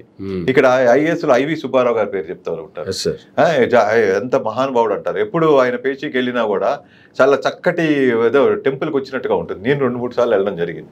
ఇట్లాంటి కొంతమంది రిటైర్ ఎలా అయ్యారంటే ప్రైడ్ గా అయ్యారు, చాలా సాటిస్ఫాక్షన్ తో అయ్యారు, ఎవరికి అన్యాయం చేయకుండా. అది ఐఏఎస్ లైనా ఐపీఎస్ లైనా కొంతమంది ఇంకా పేర్లు ఉంటాయి. జనరల్ గా వాళ్ళ ఒరిజినల్ ఐడెంటిటీ ఏదైతే, ఇక్కడ చంద్రబాబు నాయుడు గారు మాట్లాడిన మాటల్లో నాకున్న డౌట్ లేదా నాకు వచ్చిన అనుమానం ఏంటంటే, 2019లో ఓడిపోయినప్పుడు జన్మభూమి కమిటీల మీద ఒక నెపం వేశారు. జన్మభూమి కమిటీల వల్లే మనం ఓడిపోయాము, మన పార్టీ అధికారం కోల్పోయింది అని. ఈసారి మరలా వేసే అవకాశం లేదు కాబట్టి వీళ్ళకున్నటువంటి హామీలకు వీళ్ళు విపరీతమైనటువంటి హామీలు ఇచ్చి అధికారంలోకి వచ్చారు. వచ్చిన 2 నెలల్లోనే దాదాపుగా చేతులెత్తేసేటువంటి కామెంట్లు అయితే చేస్తూ ఉన్నారు. నెక్స్ట్ ఇలాగే కొనసాగితే 5 సంవత్సరాలు మరలా 29లో అధికారంలోకి రావాలంటే కష్టం. ఆ రోజుకి మనకి ఏదో ఒక సాకు కావాలి కాబట్టి ఇప్పటి నుంచే వెతుక్కుంటున్నారా, దాన్ని ఐఏఎస్లు ఐపీఎస్ల మీద రుద్దే ప్రయత్నం చేయబోతున్నారా? ఈ అనుమానం నాకు వచ్చింది సార్. లేదంటే స్టార్టింగ్లోనే ఇలాంటి డైలాగులు వేయాల్సినంత అవసరం వచ్చింది? ఖచ్చితంగా అండి, అది డిఫెన్స్ మెకానిజం. మీరు అన్నట్టుగా ఇప్పుడు కొంతమంది పిల్లల మీద కోపడతారు, తర్వాత ప్రెజెంట్లీ పనోళ్ళ మీద ఇదేదో నాకు తెలియక జరిగిందని చెప్పి చూడండి, ఒక ఓనర్ ఏదో పట్టుకొని ఏం సార్ ఇది సబ్ స్టాండర్డ్, మీ షాప్లోనే ఇట్లా తయారవుతానని చెప్పి, లేక హోటల్లో ఏగొచ్చిందని చెప్తే ఆ ఓనర్ బడబడా వచ్చి నలుగురిని తిట్టేటప్పటికి ఇగో చల్లారిపోతుంది, గొడవ చల్లారిపోతుంది. గొడవ చల్లార్చడం కోసమని, వాళ్ళ మీద డైరెక్ట్గా రాకుండా ఉండడం కోసమని, లేకపోతే టైం బయింగ్ ప్రాసెస్లో కింద వాళ్ళే సరిగా లేరు, ఈ మెకానిజం అంతా 5 ఏళ్లుగా పాడైపోయింది, వీళ్ళంతా ఆ పరిపాలనకు అలవాటు పడ్డారు, జగన్మోహన్ రెడ్డి పరిపాలనకి, వాళ్ళని మళ్ళీ నీ మార్చుకోవాలంటే కొంత టైం పడుతుందని టైం తీసుకునే ప్రయత్నం ఇది కావచ్చు, తప్పనిసరి కావచ్చు. కనుక ఏంటంటే ఏ విధంగా డిఫెండ్ చేసుకోవాలో తెలియట్లేదు, మొత్తం ట్రాఫిక్ లో ఇరుక్కుపోయినట్టు అయింది. ఈ సందులోకి పోతే మనం సేఫ్ అయిపోతామా, లేకపోతే యూటర్న్ తీసేసుకోవాలా, లేకపోతే ఇంకో సందులోకి వెళ్ళిపోవాలా, ఇట్లా హెల్డప్ అయిపోయింది అన్ని విధాలుగా. ఏదైతే వాళ్ళు వెనక ముందు చూడకుండా ఫాల్స్ ప్రామిసులు చేసేసారో ఇవన్నీ వాళ్ళ మెడకు చుట్టుకున్నాయి. నిజంగా చక్కగా నిద్రపోతున్నారో లేదో డౌటే వీళ్ళంతా కూడా, ఆ కోఆర్డినేషన్ లేదు. కనుక ఆ ప్రయత్నంలో భాగంగానే కింద ఐఏఎస్ ఐపీఎస్ అంటే వాళ్ళు కూడా వాదించలేరు కదా, వాళ్ళు వాదించగలరా? వాళ్ళ కోడ్ ఆఫ్ కండక్ట్ ఉంది, వాళ్ళు తిరుగుబాటు చేయకూడదు, వాదించకూడదు, వాళ్ళ అభిప్రాయాలని ప్రెస్ లో చెప్పకూడదు, పబ్లిక్ గా చెప్పకూడదు. కానీ వాళ్ళు వాళ్ళ ఫ్రెండ్స్ తో మందు కొడుతున్న ఏదో చెప్తారు, అబ్బా చంపుతున్నాడు రా, చేస్తున్నాడు రా అని, అక్కడ నిజాయితీగా బయటపడతారు, షేర్ చేసుకుంటారు. నువ్వు అదృష్టమంతుడు, నువ్వు సెంటర్కి పోయావు, నువ్వు అదృష్టమంతుడు ఇంకో స్టేట్కి పోయావు డిప్యుటేషన్ మీద, ఇక్కడ చంపుతున్నాడు, మేము దొరికిపోయాం, అసలు నేను అనవసరంగా ఉండిపోయా, నేను వెళ్ళిపోతే బాగున్నాం, ఇన్ని మాటలు మాట్లాడుకుంటారేమో, మాట్లాడుకుంటారు కూడా, తప్పించుకుందాం. కానీ నోరెత్తారు, తిడుతుంటే కాముగా ఉండడము, తర్వాత చెప్పడమో జరుగుతుంది. ఎప్పుడైతే ప్రెస్ లో బహిరంగంగా తిడుతున్నారో అక్కడ కెమెరాల ముందు అసలే చెప్పరు, నోరు మూసుకుని వాళ్ళదే తప్పన్నట్టుగా భయిస్తారు. జనరల్ గా ఐఏఎస్లు కానీ ఐపీఎస్ డ్యూటీలో ఉన్నంతసేపు ఇటువంటి మాటలు మాట్లాడకూడదు రూల్స్ ఏమైనా ఉన్నాయా సార్? జనరల్ గా ఖచ్చితంగా ఉన్నాయండి. వాళ్ళ code of behaviour, code of conduct ఉంటుంది. ఎవరైతే గవర్నమెంట్ లో ఉన్నారో, గవర్నమెంట్ మినిస్టర్లు కానీ లేకపోతే వాళ్ళ సుపీరియర్స్ కానీ ఏదైనా మందలిస్తున్నప్పుడు, చెప్తున్నప్పుడు దానికి తగ్గ ఇన్ఫర్మేషన్ సాఫ్ట్గా ఇవ్వచ్చు, కానీ ఆర్గ్యుమెంటేటివ్గా కోపానికి పోకూడదు. రీసెంట్గా ఎల్వి సుబ్రహ్మణ్యం గారు, former chief secretary of Andhra Pradesh, ఆయన చేసిన కామెంట్లు, ఒక ఛానల్ వేదికగా ఆయన చేసిన కామెంట్లు, జగన్మోహన్ రెడ్డి గారు అప్పట్లో స్టీల్ ప్లాంట్ గురించి ఈ రకమైనటువంటి కామెంట్ చేశారు, ఇక్కడ స్టీల్ ప్లాంట్ లేపేసి ఇక్కడ రాజధాని కట్టేద్దాం అనేటువంటి కామెంట్ చేశారు. నాకు అసలు మైండ్ బ్లాంక్ అయిపోయింది, ఏం చెప్పాలో అర్థం కాలేదు, ఏమనాలో అర్థం కాలేదు, అసలు అంత క్రూయల్గా ఆలోచిస్తారా అనేటువంటి కామెంట్లు ఇప్పుడు కూటమి ప్రభుత్వం అధికారంలోకి వచ్చిన తర్వాత ఛానల్కి వచ్చి కూర్చొని ఈ కామెంట్లు చేశారు. అంటే అప్పుడు ఒకవేళ నిజంగానే అప్పుడు అటువంటి పరిస్థితి ఉంటే, అలాంటి కామెంట్లు చేసి ఉంటే దాన్ని వ్యతిరేకించేటువంటి స్వేచ్ఛ కావచ్చు, లేదు ఇటువంటి కార్యక్రమాలు చేపట్టకూడదని చెప్పేటువంటి పరిస్థితి కావచ్చు, ఉండదంటారా? ఖచ్చితంగా ఉంటుందండి. ఆయన అంతటా ఆయన నేను మఫ్ఫుని, పనికి మాలిన వాడిని, నేను నాకు ఏమీ చావలేనిటువంటి ఐఏఎస్ ఆఫీసర్ని, అంత ద్రోహం చేస్తున్నా కూడా నోరు మూసుకుని ఉన్నాను నేను నా ఉద్యోగం కోసం అని చెప్పడమే అవుతుంది. ఖచ్చితంగా అది నిజమే అనుకుంటే, సుబ్రహ్మణ్యం గారిదే నిజం అనుకుంటే, ఆయన ఖచ్చితంగా యాజ్ ఎ ప్రొటెస్ట్ ఆఫీసర్గా ఐఏఎస్ రిజైన్ చేసి ప్రెస్ లోకి వచ్చి నన్ను ఈ పని చేయమన్నారు కాబట్టి రిజైన్ చేస్తున్నాను చెప్పేటువంటి దమ్ము ఉండాలి, నిజాయితీ ఉండాలి. అప్పుడు క్లాప్స్ ఇచ్చేవారు. ఇప్పుడు పబ్బం గడుపుకొని అంతా అయిపోయాక ఇలా కూర్చుని వేదికగా కూర్చుని ఆ విధంగా మాట్లాడడం అనేది ఆ ముఖ్యమంత్రి మీద అది నిజమో కాదో మనకు తెలియదు, మనం చూడలేదు. కానీ జగన్ యొక్క వ్యక్తిత్వం అది తెలిసిన వాళ్ళు ఎవరు కూడా నమ్మరు. ఈయనే చీప్ అవుతాడు. ఇంత సుబ్రహ్మణ్యం గారు అంత ఐఏఎస్ చదువుకుని అంత గొప్పగా అంత సర్వీస్ చేసి సూపర్ ఎన్యుమేషన్ అంటారు, అంటే సంపూర్ణంగా రిటైర్ అయ్యారు ఆయన. ముందుగా VRS ఏం తీసుకోవాలి. అంత గొప్ప సర్వీస్ చేసినటువంటి వ్యక్తి, అంత చదువుకున్న ఆయన అలా మాట్లాడకూడదు, అది కరెక్ట్ కాదు. ఒకవేళ అదే నిజం అంటే పోనీ ఈయన వెంపే మాట్లాడదాం పోనీ, ఎందుకంటే ఈ వీరు అంత ఇదిగా ఎందుకు చెప్పాడని చెప్పి ఈయనే నిజం అనుకుంటే, ఆ నిజం అనుకున్నా కూడా ఈయన ప్రజలకి క్షమాపణ చెప్పాలి. ఎందుకంటే ప్రజలకి ద్రోహం చేసినట్లు లెక్క. ఒక బాధ్యత అయినటువంటి IAS ఆఫీసర్గా ఉండి ఒక సీఎం, ఒక రాజు ఆ విధంగా మాట్లాడుతుంటే అది ప్రజలందరికీ ఎఫెక్ట్ అవుతుంది. కొన్ని వేల మంది ఉద్యోగస్తులు రోడ్డును పడతారని తెలిసినప్పుడు, ఒక అమూల్యమైనటువంటి రిసోర్సెస్ ని తరలిచేస్తున్నారు అన్నప్పుడు, నాశనం చేస్తున్నారు అనుకున్నప్పుడు, ప్రజాశ్రేయస్సు దృష్ట్యా ఆయన వ్యతిరేకించాలి, ధైర్యంగా వ్యతిరేకించాలి. అవసరం అనుకుంటే రిజైన్ చేసి ఆ రోజే చెప్పు ఉండాల్సింది. ప్రజలందరూ ఈయన కిరీటం పెట్టుకుని నెత్తి మీద పెట్టుకుని ఎల్వి సుబ్రహ్మణ్యం గారి పేరు చిరస్థాయిగా మిగిలిపోయేది. కానీ ఇప్పుడు మాట్లాడుతుంటే జోకర్ మాట్లాడుతున్నట్టుగా ఉంటుంది. ఈయనే కాదు, వీరినే అంటున్నాను కాదు, ఎవరైనా సరే పెద్ద పెద్ద IAS పదవులు చేసిన వాళ్ళు జనరల్ గా ముఖ్యమంత్రులు వస్తుంటారు పోతుంటారు. ఈ పార్టీ అధికారులకు వస్తే ఈయన ముఖ్యమంత్రి, రేపు పొద్దున ఆ పార్టీ అధికారులు వస్తే వాళ్ళు ముఖ్యమంత్రి. కానీ చీఫ్ సెక్రటరీ అనే వాళ్ళు రాష్ట్రం యొక్క ప్రయోజనాల కోసమో రాష్ట్ర యొక్క అభివృద్ధి కోసమో నిరంతరంగా శ్రమ పడేది, ఆలోచించేది, ఇంప్లిమెంట్ చేసేదంతా వాళ్ళే కదా. అదే బాధాకరం అండి. సుబ్రహ్మణ్యం గారు వీళ్ళంతా కూడా ఎంత బాగా మాట్లాడాలండి. నిజంగా ఒక రూల్ తీసుకురావాలండి. IASలు ఎప్పటికీ IASలే, రిటైర్ కావచ్చు కానీ IAS కోడ్ ఆఫ్ కండక్ట్ వదలకూడదు. వాళ్ళ బిహేవియర్ కంటిన్యూగా ఉండాలి చనిపోయే వరకు. ఏ మధ్యకాలంలో రిటైర్ అయిన తర్వాత IAS అనే హోదాతో పిచ్చి పిచ్చి ఎలిగేషన్లు చేస్తూ, ఒక పార్టీకి కొమ్ము కాస్తో, ఒక క్యాస్ట్ కొమ్ము కాస్తో ఏవైనా పిచ్చి పిచ్చి ఆలోచనలు చేసినట్టయితే, మిస్బిహేవ్ చేసినట్టయితే, మాటల ద్వారా కానీ చేష్టల ద్వారా కానీ వాళ్ళ IASని క్యాన్సిల్ చేస్తామనాలి. డాక్టర్లకు ఉంది కదా, డాక్టర్ డిగ్రీ క్యాన్సిల్ చేస్తారు. డాక్టర్ పెట్టుకోవడానికి లేదు, డాక్టర్ డిగ్రీ క్యాన్సిల్. అదే విధంగా IASలు కూడా క్యాన్సిల్ చేయాలండి, చట్టం తీసుకురావాలి. IASలు IPSలు అధర్మంగా ప్రవర్తించితే వాళ్ళ కోడ్ ఆఫ్ కండక్ట్ వాళ్ళు చనిపోయే వరకు కూడా ఏకంగా లేకుండా చాలా చీప్ గా అయిపోయి మరీ తేలిపోయి చులకనైపోయేలాగా ఉంటే ఖచ్చితంగా వాళ్ళకి తొలగించాలి. IAS IPS అని పెట్టుకోవడానికి వీల్లేదు. ఆ చట్టం తీసుకురావాలని కోరుకుంటున్నాను. అది ఫైనల్ గా ఇటువంటి కామెంట్లు ఎలా చూడాలి సార్? అసలు ఇటువంటి కామెంట్లు చేసేటప్పుడు యాజ్ ఏ లీడర్ గా కావచ్చు, లేదు యాజ్ ఏ IAS IPS అధికారిగా కావచ్చు, వాళ్ళ మైండ్ సెట్ ఎలా ఉంటుంది సార్? వాళ్ళ మైండ్ సెట్ రెండు రకాలుగా ఉంటుందండి. ఒకటి ఏంటంటే వీళ్ళు ఎంత ఒక ఆర్గనైజేషన్ పరంగా పెద్ద హోదాలో ఉండొచ్చు, కానీ కొంతమంది కుటుంబాల్లో ఎలా ఉందంటే నువ్వేం పైకి రాలేకపోయావు, అంత IAS అయ్యావు, అన్నేళ్లు ఉద్యోగాన్ని వెలగబెట్టావు, చీఫ్ సెక్రటరీలు కూడా చేశావు, ఏం లాభం, మన పట్టుమని ఎంత సంపాదించాము, ఎంత పేరు ప్రఖ్యాతులు ఉన్నాయి, ఏమున్నాయి, ఇంకా అప్లికేషన్స్ ఎలా ఉన్నాయి, ఎంతసేపు ఇంట్లో దెప్పేవాళ్ళు ఉంటారు కొన్ని కుటుంబాల్లో. అది ఇంట్లో వాళ్ళు ఎవరైనా ఉండొచ్చు. అలాంటి ప్రెజర్కు లోనయ్యి ఏదో ఒక ఇదిగా అని చెప్పి మైండ్ సెట్ బాగాలేక మాట్లాడే వాళ్ళు ఉంటారు. ఓహో నాకు మాట్లాడటం రాదు కావాలి, నేను ఒక పార్టీ మేము వెళ్ళిపోతే నాకు ఏదో పదవి ఇస్తారేమో, ఏ రాజ్యసభ ఏదో ఇస్తారేమో, ఇంత చదువుకున్నవాడిని కాబట్టి, లేకపోతే మా అబ్బాయిలకి లేకపోతే ఎవరికో లైసెన్సులు ఇస్తారేమో, కనీసం ఒక ఇది ఉంటుందో ఉండదు, లేకపోతే ఆ సీఎం ఉండగానే నాకు అన్యాయం జరిగింది, నాకు రావాల్సిన పేరు రాలేదు, నాకు ఇది రావాలేదని నిజంగా కక్ష ఉండొచ్చు. కక్ష ఉండి కూడా ఇట్లాంటి ఎలిగేషన్లు చేసి ఉండొచ్చు. లేదా ఇవి రెండు కాకుండా IAS బై ఛాన్స్ వచ్చేసి ఉండొచ్చు. ఇప్పుడు 18-20 సబ్జెక్టులు పిండి నలిపినట్టుగా నలిపేస్తే, పచ్చడి చేసినట్టుగా నలిపేసి ఎగ్జామ్స్ రాస్తే ప్రతి వాళ్ళు IAS అవుతారు. అలా చదవలేకనే IAS చదువుతున్న వాళ్ళు మీరు అక్కడ చిక్కటిపల్లి వెళ్ళి చూస్తే తెలుస్తుంది, 15 నుంచి 20 గంటలు చదువుతారు. అంత ఉంటుంది సబ్జెక్ట్ అప్పట్లో. వాళ్ళంతా ఎంతో కష్టపడితేనే IASలు అవుతారు. అన్ని సబ్జెక్టుల మీద పట్టు ఉంటుంది, అంత సమాచారం ఉంటుంది వాళ్ళకి, ఎన్నో చదువుతారు. ఇది తెలియదు అనడానికి వీల్లేదు.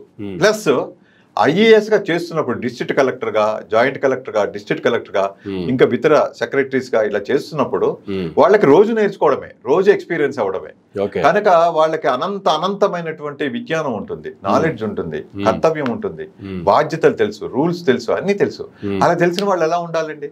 అలా తెలిసిన వాళ్ళు దానికి వ్యతిరేకంగా బిహేవ్ చేస్తే, ఇప్పుడు నేను ఏదో సుబ్రహ్మణ్యం గారిని అంటున్నాను, ఇంకోళ్ళని అంటున్నాను, ఐవి సుబ్బారావు గారు, ఆయన ఎవరు, కృష్ణారావు గారు అంటున్నాను, ఇంకోళ్ళని అంటున్నాను కాదు. ఎవరైనా సరే రిటైర్మెంట్ తర్వాత పీస్ఫుల్ లైఫ్, హుందాగా, దజ్జాగా వాళ్ళు పదవిలో ఉండగా, హోదాలో ఉండగా ఏ విధమైన రెస్పెక్ట్ని పొందారో, ఎంత నాన్ కంట్రవర్షియలో అలాగ వెళ్ళిపోవాలని కోరుకోవాలే కానీ వచ్చి ఏదో దురద పుట్టి, శరీరం దురద పుట్టి, నాలుగు దురద పుట్టో, టైం పాస్ అవ్వకో, కరెక్ట్గా ఎవరు ఇప్పుడు గుర్తించడం లేదు, ఎవరు నమస్తే పెడతలేదు, ఇప్పుడు ఎవరు అసలు నన్ను ఎవరు గుర్తించి పలకరించే వాళ్ళు లేరనో, ఏదో మైండ్ బాగోలేక మాట్లాడేస్తే లాభం లేదు. అది అనర్థానికి దారితీస్తుంది. కనుక ఏంటంటే నేను వాళ్ళందరికీ కూడా విత్ రెస్పెక్ట్తో, ఫోల్డెడ్ హ్యాండ్స్తో, ఎందుకంటే వాళ్ళందరూ బాగా చదువుకున్నటువంటి మేధావులు, ఐఏఎస్లు అలాగే ఐపీఎస్లు, వీళ్ళందరూ కూడా బాగా మీ ఒక సబ్జెక్ట్లో మీరు మెచ్యూరిటీ ఉండొచ్చు, మీకు బై గాడ్ గ్రేసు మీ ప్రయత్నాల వల్ల, కృషి వల్ల, మీ తల్లిదండ్రుల ఆశీర్వచనాల వల్ల, దేనివల్ల ఐఏఎస్లు అయ్యారు, సంపూర్ణంగా రిటైర్ అయ్యారు, చేశారు. కానీ తర్వాత కూడా ఆ హుందాతనాన్ని నిలబెట్టుకోవాలి, ఆ హోదాకి తగ్గట్టుగా ప్రవర్తించాలి. మీరు ఒక యూత్కి ఒక మంచి మెసేజ్లు ఇవ్వాలి. ఈ పొలిటికల్గా మాట్లాడి ఆ పార్టీకి కొమ్ము కాసో, ఆ లీడర్ కొమ్ము కాసో ఇవన్నీ చేసి కాంట్రవర్సీ అయ్యే కంటే కూడా మీరు కొన్ని ఇన్స్టిట్యూట్స్కి వెళ్ళి చిన్న ఉపన్యాసం ఇవ్వండి. మీ ఉపన్యాసం వల్ల వందలాది విద్యార్థులు మోటివేట్ అవ్వాలి, వాళ్ళంతా బాగుపడాలి. వాళ్ళకి ఎడ్యుకేట్ చేయండి. మీరు ఇచ్చేటువంటి 2 గంటల ఉపన్యాసంతో చాలా విజ్ఞత పొందేటువంటి విద్యార్థులు ఉన్నారు. వాళ్ళు ఐఏఎస్లు అవ్వచ్చు, అవ్వకపోవచ్చు, కానీ బాధ్యత అయినటువంటి సిటిజన్స్గా అవుతారు. మీరు గుడ్ సిటిజన్స్గా తయారు చేయండి చాలా మందిని. మీకు సాటిస్ఫాక్షన్ ఉంటుంది, మీ రెస్పెక్ట్ పదిలంగా ఉంటుంది, మీరు చిరస్మరణీయులు అవుతారు. మీరు చనిపోయినా కూడా మీ పేరు ఎప్పటికి గుర్తుంటుంది. అంతేగాని ఫ్యాగ్ ఎండ్ ఆఫ్ ది సర్వీసెస్లో కానీ, లేకపోతే రిటైర్ అయిపోయినాక కానీ, ఒక 70,000-80,000 దాటినా కూడా ఇప్పుడు కూడా వచ్చి ఏటో ఒక టైం పాస్ అవ్వక, ఏదో మైండ్ సరిగ్గా లేకనో, ఏ ఇమోషన్కో గురయ్యి, ఏదో చిన్న చిన్న కక్షలకి కోపాలకు గురయ్యి, లేనిపోయిన అభియోగాలతో అనవసరమైన అటాకులు చేస్తే మాత్రం ప్రజలు సహించరు, ప్రజలు ఖచ్చితంగా అసహించుకుంటారు. కనుక ఇది నా రిక్వెస్ట్. పీపుల్ మైండ్ సెట్కి వస్తే సార్ మరొకసారి, ఇందాక ఎలక్షన్ టైంలో ఎవరు ఎక్కువ వాగ్దానాలు ఇస్తే ఏ విధంగా మారిపోతారు, అప్పుడు వాళ్ళ మైండ్ సెట్ ఎలా ఉంటుందనే దాని గురించి మాట్లాడుకున్నాము. జనరల్గా అధికారంలోకి వచ్చిన తర్వాత ఇస్తానన్న హామీలు నెరవేర్చకపోతే, మనకు వస్తుందనుకున్నది రాకపోతే, మనకు అందుతున్న పథకాలు ఇవాళతో ఇంకా ఎక్కువ అందుతాయి అనుకున్నప్పుడు, ఈ రోజుతో అసలు పథకాలే లేవు అని తెలిసిన తర్వాత ఓటర్ కావచ్చు, సామాన్యుల మైండ్ సెట్ కావచ్చు, ఎలా ఉంటుంది సార్? వాళ్ళ ఆలోచన విధానం ఎలా ఉంటుందంటే ఏం చెప్తారు? ఖచ్చితంగా అవమానంగా ఉంటుందండి. ఇప్పుడు చూడండి, మీరు ఏ ఎగ్జిబిషన్లోనో మోసపోయి అన్యాయంగా 100 రూపాయలు పోగొట్టుకుంటేనే 100 రూపాయలు పోయిందని బాధపడరు, మోసపోయామనే బాధ ఎక్కువగా ఉంటుంది. మీకు 100 రూపాయలు మామూలుగా మీరు దానం చేస్తారు, నెక్స్ట్ ఏం కాదు, 100 ఎక్కువ కాదు మీకు, కానీ 100 రూపాయలు ధర్మంగా తీసుకోవాలో మోసం చేసి తీసుకున్నారే అని ఉంటుంది. కనుక నా ఓటుని మోసం చేసి తీసుకున్నారే అనే బాధ ఎక్కువగా ఉంటుంది. ఓకే, అందుకని వాళ్ళు ఏమి నేను ఇవ్వలేను, జగన్మోహన్ రెడ్డి గారు ఇచ్చినంత కూడా ఇవ్వలేను, బట్ ఫర్ ఏ చేంజ్ నన్ను ఎన్నుకోండి. నేను మీకు కనిపించేటువంటి స్కీమ్స్ కాదు, భోజనాలు ఇవి కాదు, చేతిలో కనబడే డబ్బులు కాదు, రంగు కాగితాలు కాదు, నేను మీకు లాంగ్ రన్ డెవలప్మెంట్ చేసి చూపిస్తాను. టైం ఇవ్వండి, 5 ఏళ్ళు కావాల్సి వస్తుంది, ఏమో ఇంకొక 5 ఏళ్ళు కూడా కావాల్సి వస్తుంది. ఇప్పుడు నేను నిజాయితీగా షూట్గా మాట్లాడదలుచుకున్నాను అని చెప్పి మాట్లాడచ్చు, గెలవకపోవచ్చండి. కానీ నిజమైన కమిట్మెంట్ రక్తంలో నరంలో ఉండి నిజంగా నిజాయితీగా మాట్లాడుతుంటే పాకేటువంటి పసివాడికి కూడా తెలుసు ఇది నిజాయితీ మాటలు అని చెప్పి. అందుకని చెప్పి అది. కానీ ఈ ఎలక్షన్ల వేడిలో ఇచ్చేటువంటిది చూడండి, చాలామంది చిట్ ఫండ్ అనో ఇంకోటనో ఒక్కొక్క ఏరియాలో మోసం చేస్తూ ఉంటారు. ఆ మోసాన్ని పత్రికలు బయట పెడతాయి, టీవీలు బయట పెడతాయి, యూట్యూబ్లు బయట పెడతాయి, అన్ని బయట పెడతాయి.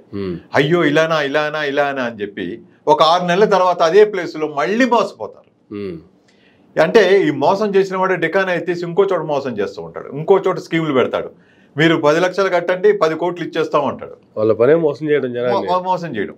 కనుక మోసపోయే వాళ్ళు ఉంటే మోసపోతున్నారు కదా, కొత్త వాళ్ళు వస్తూనే ఉన్నారు. మా చిన్నతనంలో రాజమండ్రిలో ఎంతో మంది ఏదో ఏరుకొండ వెంకన్న ఇవన్నీ ఏవో ఇవన్నీ ఆ పేర్లు ఎత్తితే బాగుండదు, ఏవో ఉండేవి. వాళ్ళు మోసం చేశారు, వీళ్ళు మోసం చేశారు అని చెప్పుకుంటూ ఉంటారు. చిట్ ఫండ్స్ మరి ముఖ్యంగా ఎన్ని చూస్తూ ఉంటారంటే, భార్యాభర్తలు ఎత్తేసారు రాత్రి ₹1 కోటి పట్టుకుపోయారు, లేకపోతే 20 కోట్లు చేసుకుని వెళ్ళిపోయారు అంటారు. వెళ్ళిపోయాక పోనీ అప్పటి నుంచి బుద్ధి తెచ్చుకున్నారా, లంపలేసుకుని 3 నెలలే 6 నెలల తర్వాత మరి మర్చిపోతారో, లేకపోతే కుక్కతో ఒక వంకరగా ఉంటుందో బుద్ధి, అలా ఉంటుంది. బాగా బిర్యానీ తిని అరాయించుకోలేక బాధపడుతూ కక్కుని లంపలేసుకుని, బాబోయ్ ఇంకెప్పుడు బిర్యానీ అంటే టెంప్ట్ అవ్వకూడదు బాబోయ్, ఈ భోజనాలు చేయకూడదు బాబోయ్, అసలు హాయిగా కడుపు ఖాళీగా ఉంచుకోవాలనుకుంటాడు. అందుకొని 2 రోజులు ఉంటాడు, కడుపు బాగుంది అనుకుంటాడు.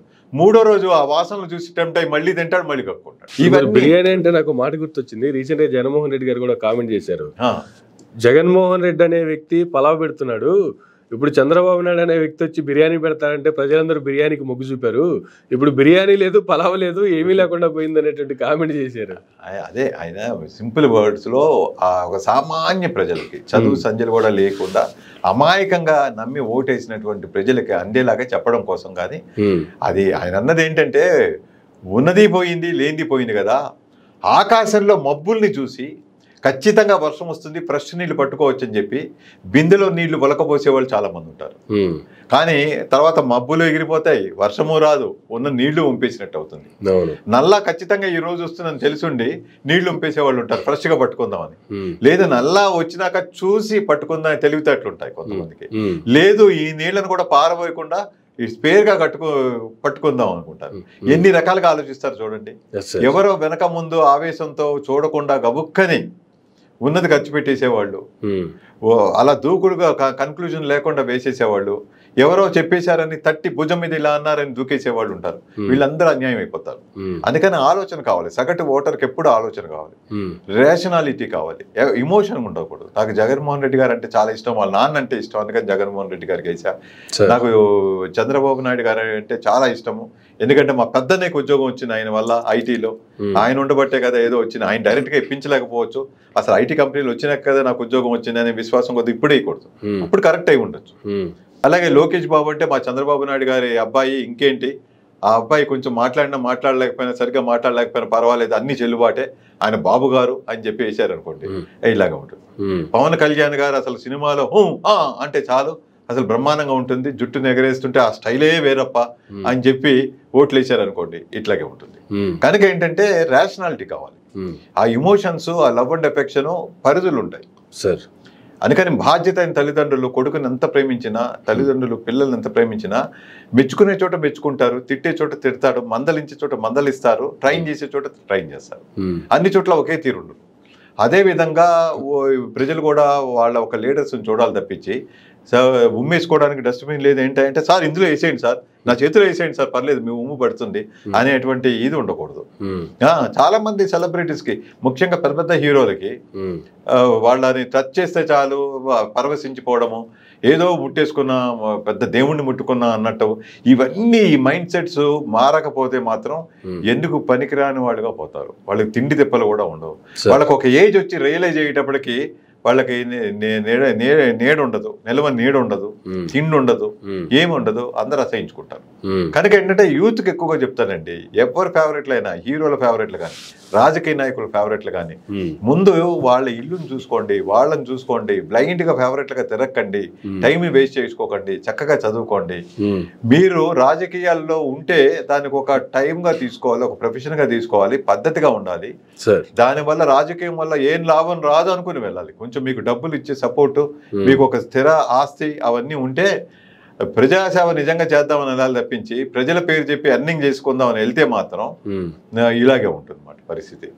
వాళ్ళందరూ వచ్చేసారు అనుకోండి, వాళ్ళందరూ వచ్చేసి ఏదో రౌడీజం చేసేసి 100 కోట్లు సంపాదించేయచ్చు, లేకపోతే వ్యాపారాలు స్టార్ట్ చేసేయచ్చు, బినామీల పేర్లతో దోచేయచ్చు, వెళ్ళిపోతాను అనుకుంటే మాత్రం అది మంచిదిగా సుఖాన్ని ఇవ్వదు, శాంతిని ఇవ్వదు, శాంతి ఉండదు. ఎండ్ ఆఫ్ ది డే శాంతి ఉండదు.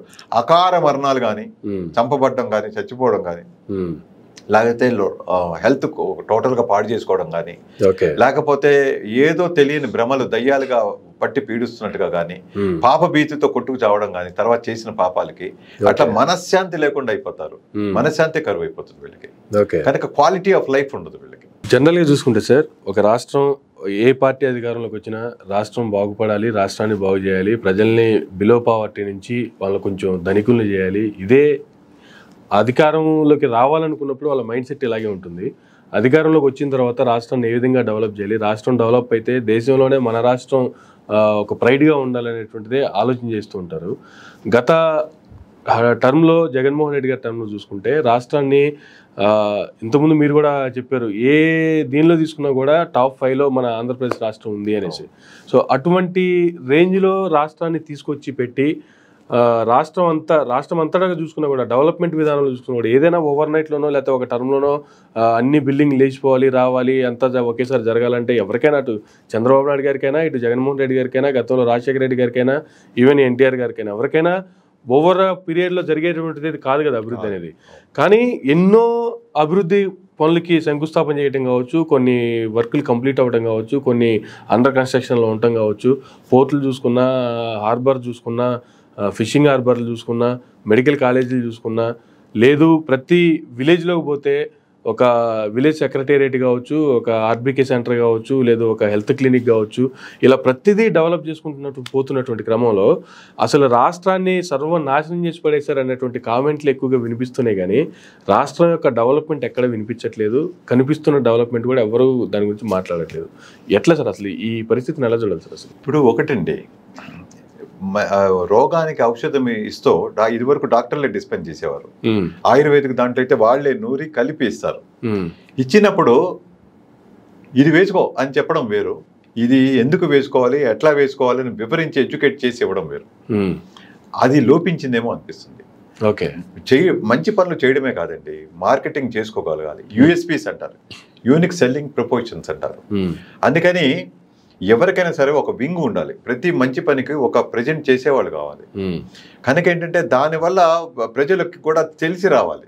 ఇప్పుడు సపోజ్ కొంతమంది మెడికల్ కంపెనీ వాళ్ళు డాక్టర్లకి ఒక ప్రెజెంటేషన్స్ గిఫ్ట్స్ ఇస్తారు. ఎందుకంటే వాళ్ళు ఆ కంపెనీకి ఇచ్చినటువంటి సపోర్ట్ వల్ల, మెడికల్ ప్రిస్క్రిప్షన్స్ వల్ల కొంత బిజినెస్ అనేది లాభపడతారు వాళ్ళు. దానికి గ్రాటిట్యూడ్గా, కృతజ్ఞతగా, కొంచెం మార్పు కోసమనో అప్పుడప్పుడు అడపానో రెగ్యులర్గానే ఏదో గిఫ్ట్లు ఇస్తారు. ఇచ్చినప్పుడు అది ఇచ్చేటువంటి వాడి స్కిల్ బట్టి ఆధారపడి ఉంటుంది. కొంతమంది ఇట్లా పెడతారు, చాలా గిఫ్ట్లు ఇస్తున్నాం అంటే కంపెనీ మంది సార్ ఇస్తున్నాను అనే మాట అంటారు.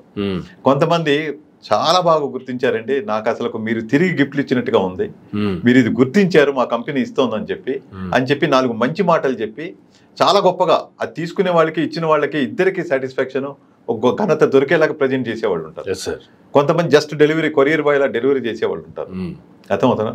కొంతమంది అది ఒక ఆబ్లిగేషన్ గా నెత్తి మీద భారం పెడుతున్నట్టుగా ఇస్తారు. ఇది ఇస్తున్నాం కదా కనుక మీ బాధ్యత కూడా ఈ రోజు ఒక 10 ప్రిస్క్రిప్షన్స్ మీరు పెట్టాలన్నట్టుగా. అది కూడా తప్పు. కనుక ఏ విధంగా ఇస్తారు అనేది కావాలి.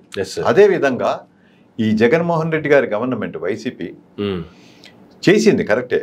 కానీ అందరూ కూడా ఈ 4 పాయింట్లే మాట్లాడడం ఏంటి, ఆరోగ్యం ఇచ్చింది, భోజనం పెట్టింది, చదువు ఇచ్చింది, ఇవి మాట్లాడుతున్నారు అందరూ కూడా.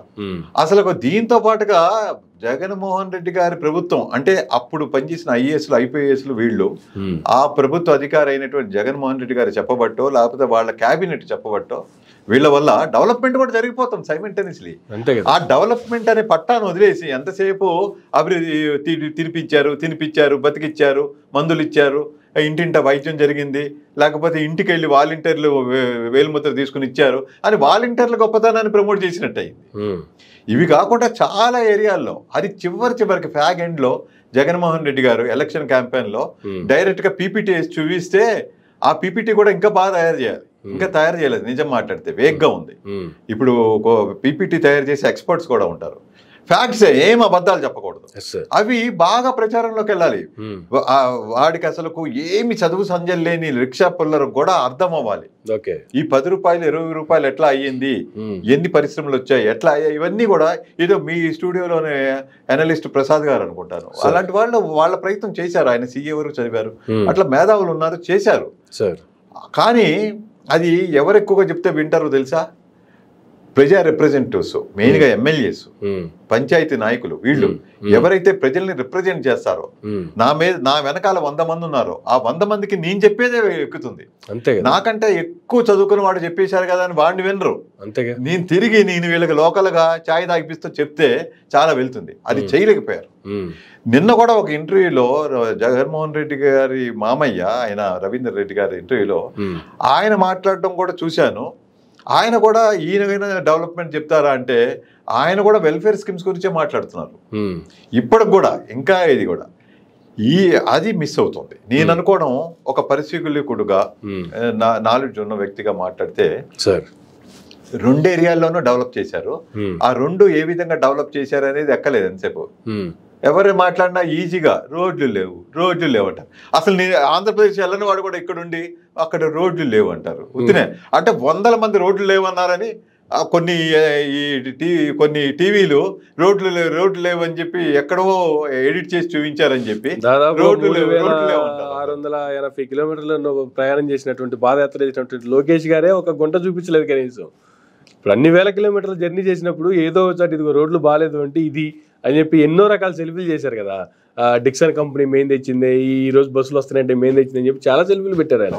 బట్ రోడ్డు గుంటలు ఉన్నాయనే సెల్ఫీ ఏ ఒక్క చోట కూడా పెట్టలేకపోయారు. అలా ఉంటుందండి. ఇప్పుడు సపోజ్ మీ దగ్గర ఒక ఫ్లాట్ నేను తీసుకున్నానండి, మీరు ఆల్రెడీ కొనుక్కున్న ఫ్లాట్ నేను తీసుకున్నాను.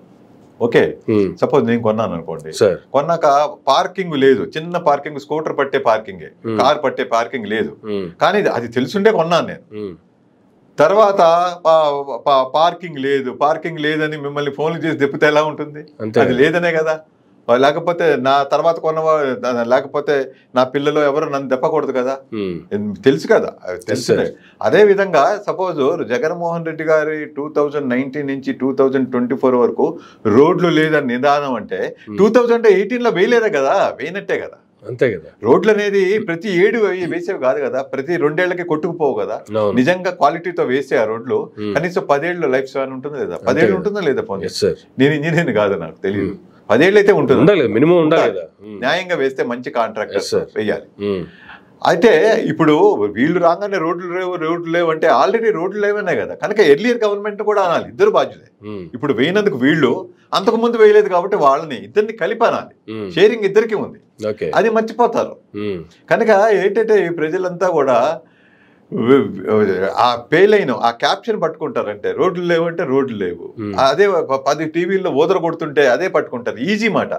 ఇప్పుడు ఇక్కడ ఉన్నటువంటి పేపర్ ఉందనుకోండి, అందులో చక్కగా అల్జిమేర్ డిసీజ్ గురించి వేస్తే అది చదివే అంత టైం నాకు లేదు. నేను అదే అనుకున్నాను, నాకే టైం లేదురా బాబు. చాలా మంచి ఆర్టికల్, అల్జిమర్స్ డిసీజ్ గురించి చాలా బాగా రాశారు, కొత్త ఇన్నోవేటివ్ గా వచ్చింది కొంత ఇన్ఫర్మేషన్, అది మాకు రిలేటెడ్ సబ్జెక్ట్ కదా, అదేదో తెలుగులో ఎట్లా రాశారో చూద్దాము అని చెప్పి అది చదువుదాం అంటే ఆర్టికల్. ఈలోగా సపోజ్ మీరు పిలిచేశారు, ఇక్కడ నుంచి మళ్ళీ ఇంకో చోటుకి వెళ్ళిపోవాలి, ఈలోగా ఆ పేపర్ వెనక్కి వెళ్ళిపోతుంది. ఇలా ఉంటుంది. చాలా మందికి ఏంటంటే చదివే కంటే గబగబా 4 మాటలుగా చెప్పేస్తే ఈజీగా ఉంటుంది. చాలా మంది అట్లా తయారయ్యారు అందరూ. కానీ చంద్రబాబు నాయుడు గారిని చూసుకుంటే సార్, గతంలో హైటెక్ సిటీకి నేనే శంకుస్థాపన చేశాను, హైటెక్ సిటీ నిర్మించింది నేనే, హైటెక్ సిటీ వచ్చింది కాబట్టే ఈరోజు హైదరాబాద్ డెవలప్ అయింది, ఐటీ సెక్టర్ డెవలప్ అయింది, ఆ తర్వాత వచ్చిన వాళ్ళు కంటిన్యూ చేస్తున్నారు అనేటువంటి కామెంట్ చేస్తున్నారు. హైటెక్ సిటీస్ ఆల్మోస్ట్ ఒక 20 ఇయర్స్ బ్యాక్, అది అయిపోయిన తర్వాత ఒక 10 సంవత్సరాలు ఇక్కడ వైఎస్ రాజశేఖర రెడ్డి గారు వచ్చారు, అది అయిపోయిన తర్వాత రాష్ట్రం విడిపోయింది, ఆ తర్వాత ఒక 10 సంవత్సరాలు కేసీఆర్ గారు పాలించారు. ఇప్పటికీ కూడా హైటెక్ సిటీ వల్లే హైదరాబాద్ డెవలప్ అయింది, లేకపోతే ఐటీ సెక్టర్ డెవలప్ అయింది అనేటువంటిది ఆయన ఇప్పటికీ ఆయన ఖాతాలో వేసుకుంటున్నారు. కానీ ఇంత డెవలప్ చేసినటువంటి దాన్ని కనీసం చేసిందని చెప్పుకునేటువంటి పరిస్థితిలో వీళ్ళు ఎందుకు లేరు అంటే వాళ్ళకి చెప్పడం రాక, లేకపోతే చెప్పాల్సిన అవసరం లేదు, ప్రజలకు అన్నీ తెలుసు అనేటువంటి భరోసానా, లేకపోతే ప్రజలకు మనం చేయాల్సినంత చేస్తున్నాము, ప్రజలు నా వెంటే ఉన్నారనేటువంటి ధీమానా, ఎట్లా చూడాల్సి? అంటే ఇప్పుడు ఇవన్నీ కూడా ఎట్లా ఉంటుందంటేనండి, ఎవరు క్లెయిమ్ చేసుకుంటే బలంగా క్లెయిమ్ చేస్తే వాళ్ళ పేరు వెళ్తుందండి. మీరన్నట్టుగా హైటెక్ శంకుస్థాపన చేసినంత జనార్దన్ రెడ్డి గారు కాంగ్రెస్ గవర్నమెంట్ లో, అది ఈవెన్ రేవంత్ రెడ్డి గారు కూడా ఒప్పుకున్నారు. ఇట్లా అందరూ ఒప్పుకున్న సత్యమే. దీనికి కాదనే వాళ్ళు ఎవరు లేరు, తెలుసు, ఎడ్యుకేటెడ్ పీపుల్. కానీ పేరు ఎవరికి వచ్చింది? చంద్రబాబు నాయుడు గారికే వచ్చింది. అది ఎక్కువ మంది దృష్టిలో వెళ్ళింది. అదే ఆయన చివరికి ఎండ్ రిజల్ట్ అది ఆయన ప్రజెంట్ చేసుకోవడం బాగా వచ్చు, అందులో ఆయన తిట్ట. ఆయనకి తగ్గట్టుగా ఆయన మీడియాని బాగా మేనేజ్ చేయగలుగుతారు, ప్రచారాన్ని బాగా చేయగలుగుతారు.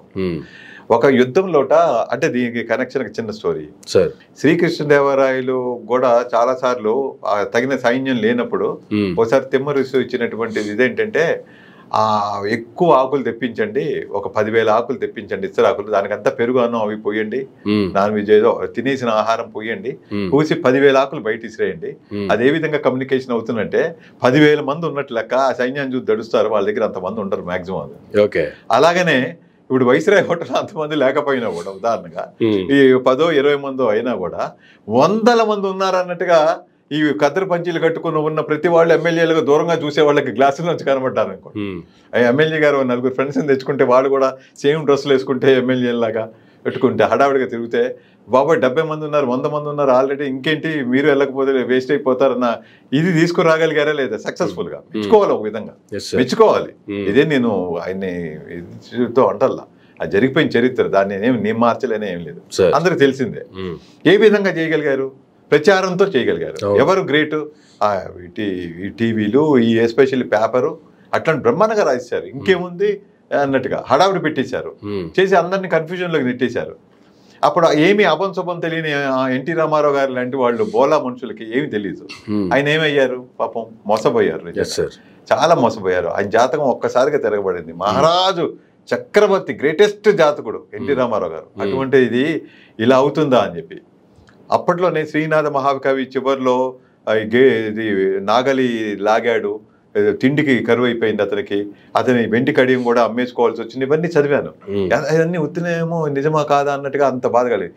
ఎన్టీ రామారావు గారి జీవితం ఇలాగా దిగజారిపోయి చనిపోతున్నప్పుడు ఆత్మశాంతి లేకుండా ఒక అనాథగా, ఒక ఇదిగా చనిపోతాం చూసి చాలా బాధ వచ్చేసింది. చూడటం అంటే మేము అక్కడ ప్రత్యక్ష భాగస్వామ్యం కదా, చూసాం కదా టీవీలో, వాటిలో ఎంతో దయానీయకంగా పాపం, దయానీయమైన స్థితిలో, తిండి తిప్పలు లేకుండా, ఎవరు పెట్టేవాళ్ళు లేకుండా, ఆ లక్ష్మీపార్వతి గారు ఏదో ముద్ద పెట్టబట్టి, లేకపోతే అది కూడా లేదు పాపం. అది చూసి జాలిపడి పెళ్లి చేసుకుంటే, ఈయన కామంతో పెళ్లి చేసుకున్నాడు, సుఖం కోసం పెళ్లి చేసుకున్నాడు, అబద్ధాలు చాలా. ఇది ఎంత క్యారెక్టర్ని కూని చేయొచ్చో, అసాసినేషన్ చేయొచ్చో అవన్నీ చేయగలుగుతారు వీళ్ళు. ఎందుకంటే అంత మీడియా ఉంటుంది, అంత మాట్లాడేటువంటి తత్వం ఉంటుంది, మాట్లాడించేటువంటి తత్వం ఉంటుంది, మాటలు యుద్ధం మాట.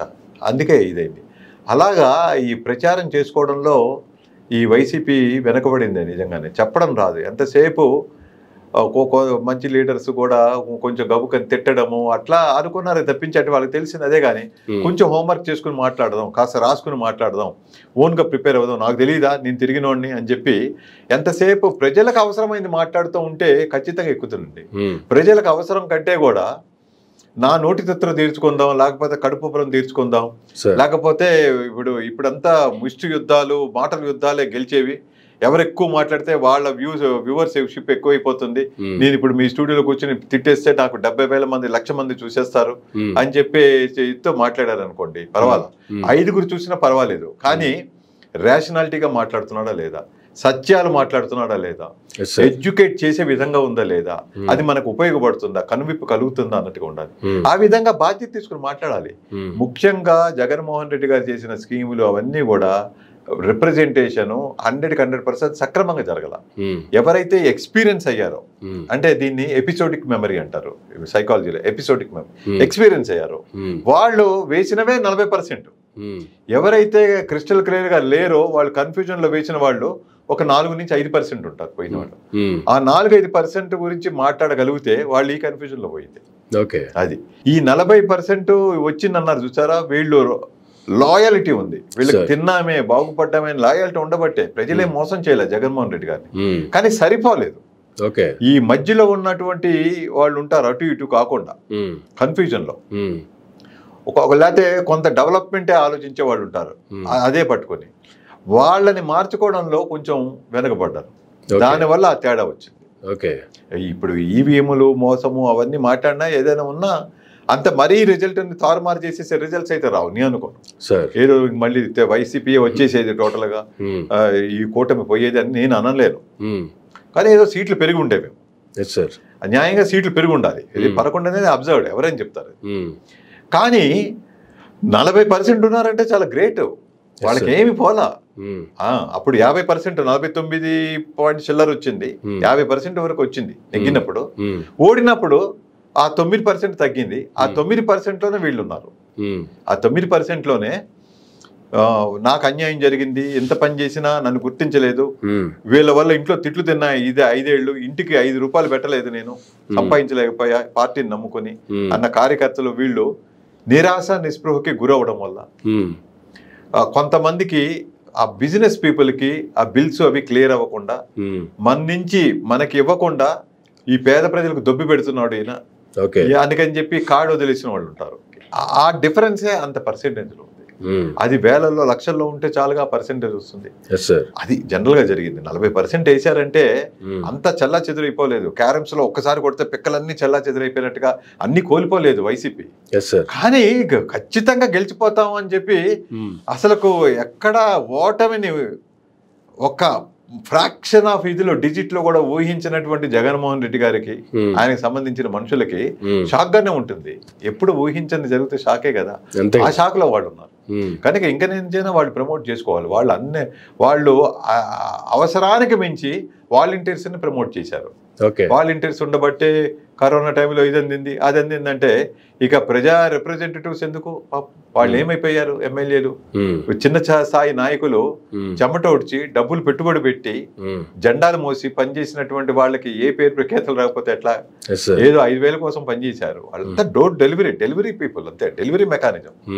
నాకు పిజ్జా తెచ్చిచ్చిన బాయ్ని నేను కొంచెం మెచ్చుకుంటాను. కరెక్ట్గా టైం తెచ్చిచ్చాడు, నా ఆకలి తీర్చాడు. అక్కడ వరకే అతని రోలు. పిజ్జా చేసిన అతను ఎవరనేది నేను మెచ్చుకోవాలి. నాకు టేస్ట్ కావాలంటే పిజ్జా బ్రహ్మాండంగా చేశాడు, మంచి కాంబినేషన్. అతను వీడు తెచ్చిచ్చాడు, ఆకలి తీర్చాడు, ఇతని రోల్ ఇక్కడ వరకే. కానీ పిజ్జా చేసిన వాడు అంత క్వాలిటీతో చేశాడు, అతను మెచ్చుకోవాలి కదా. అట్లాగా ఎవరి వల్ల వచ్చి నాకు పిజ్జా అందింది, ఎవరు తెప్పించారు, ఆ మహానుభావుడికి థ్యాంక్స్. ఇట్లా ఇవన్నీ ఆలోచించుకోవాలి. కనుక వాలంటీర్స్ రోల్ ఏంటంటే వాళ్ళు మీడియేటర్స్, అంటే మినిమం ఎడ్యుకేషన్ లెవెల్ వాళ్ళది. పెద్ద వాళ్ళని చాలా గొప్పగా ప్రజెంట్ చేసి వాళ్ళని ఎమ్మెల్యేలకు సబ్స్టిట్యూషన్ గా చేసే ప్రయత్నం అనేదో తెలుసో చేశారు. అది పెద్దగా వర్కౌట్ అవ్వలేదని అనిపిస్తోంది. ఏదో కొంతమంది పర్వాలేదు, కానీ కొంతమంది మరి ఏం చేశారో తెలియదు. లేకపోతే ఆ 10,000 రూపాయలు అయినా చంద్రబాబు నాయుడు గారు డిక్లేర్ చేశారని చెప్పి దానికి ఆశించి వాళ్ళు ఏమైనా చేశారో ఏమో, ఇవన్నీ కూడా క్వశ్చనబుల్. 5,000 10,000 అవుతుంది, ఖచ్చితంగా చేస్తారు. పైపెచ్చు జగన్మోహన్ రెడ్డి గారు కూడా 10 సార్లు చెప్పారు, ఏదైతే నేను అమలు చేస్తున్న స్కీమ్స్ ఉన్నాయో ఏ ప్రభుత్వం వచ్చినా చచ్చినట్టు చేయాల్సిందే, వెనక్కి తీసుకోవడానికి లేదు అని చెప్పి.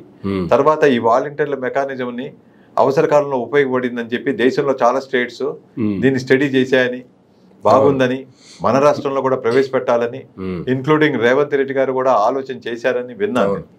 కనుక ఆ భరోసాతో మరి 10,000 వస్తాయి, 5,000 నుంచి 10,000 గ్యారంటీకి వస్తాయని ఆశతో పాపం మరి ఏమైనా కాస్త ఆశపడ్డారేమో తెలియదు. పాపం వాళ్ళ బాధలు వాళ్ళది. బట్ నా గ్రాటిట్యూడ్ అంటే వ్యక్తిగతంగా నేను కూడా వాళ్ళకి నిజంగా దండాలు పెడతాను చేతులెత్తి. ఎందుకంటే కరోనా అప్పుడు అసహించుకోకుండా, వాళ్ళకు వస్తుందనే సందేహం లేకుండా వాళ్ళు చేసినటువంటి త్యాగం అమోహం. వాళ్ళు పాపం నిజాయితీగా డెలివరీ చేశారు. లేకపోతే ఎన్నో కంప్లైంట్స్ వచ్చాయి, అసలు మాకు ఇది అందలేదు, వాడు మోసం చేశాడను, వాడు ఆడవాళ్లతో మిస్బిహేవ్ చేశాడను, లేకపోతే మగవాళ్ళతో ఎలా చేశారనో అట్లాంటివి ఆ పవన్ కళ్యాణ్ గారు అన్నట్టుగా ఫాల్స్ గా ప్రచారం చేసినట్టుగా ఏం జరగలేదు. ఇప్పుడు పవన్ కళ్యాణ్ గారు కూడా ఒక విధంగా సిగ్గుపడాలి, సారీ ఫీల్ అవ్వాలి. మరి అప్పుడే నిజమైన హీరో అవుతాడు ఆయన. ఎందుకంటే సాక్షాత్తు చెప్పారు కదా, ఎక్కడ ఏమీ జరగలేదు, ఆడవాళ్ళు తప్పిపోవడాలు, లేడీ ట్రాఫికింగ్, ఉమెన్ ట్రాఫికింగ్ ఏం జరగలేదని క్లియర్ గా కేంద్ర నిఘాలే ఈయనకి చెవిలో చెప్పినటువంటి నిఘాలు, ఈయనతో ఛాయ్ తాగుతో బిర్యానీ షేర్ చేసుకుంటూ తింటూ చక్కగా చెప్పినటువంటి నిఘా వర్గాలు కూడా ధృవీకరించే కదా ఏమి కాదని చెప్పి. కనుక పవన్ కళ్యాణ్ గారు సైతం చాలా షేమ్ ఫీల్ అవ్వాలి, సారీ చెప్పగలగాలి, హుందాతనాన్ని కాపాడుకోగలగాలి. Thank you sir, thank you very much అండి. చాలా విషయాలు ఈరోజు మా మీడియా ప్రేక్షకులకి తెలియజేసినందుకు. ఇదండి సైకాలజిస్ట్ శ్రీనివాస్ గారితో ఈనాటి ఇంటర్వ్యూ. మరొక ఇంటర్వ్యూలో మళ్ళీ కలుద్దాం. చూస్తూనే ఉండండి మైరా మీడియా.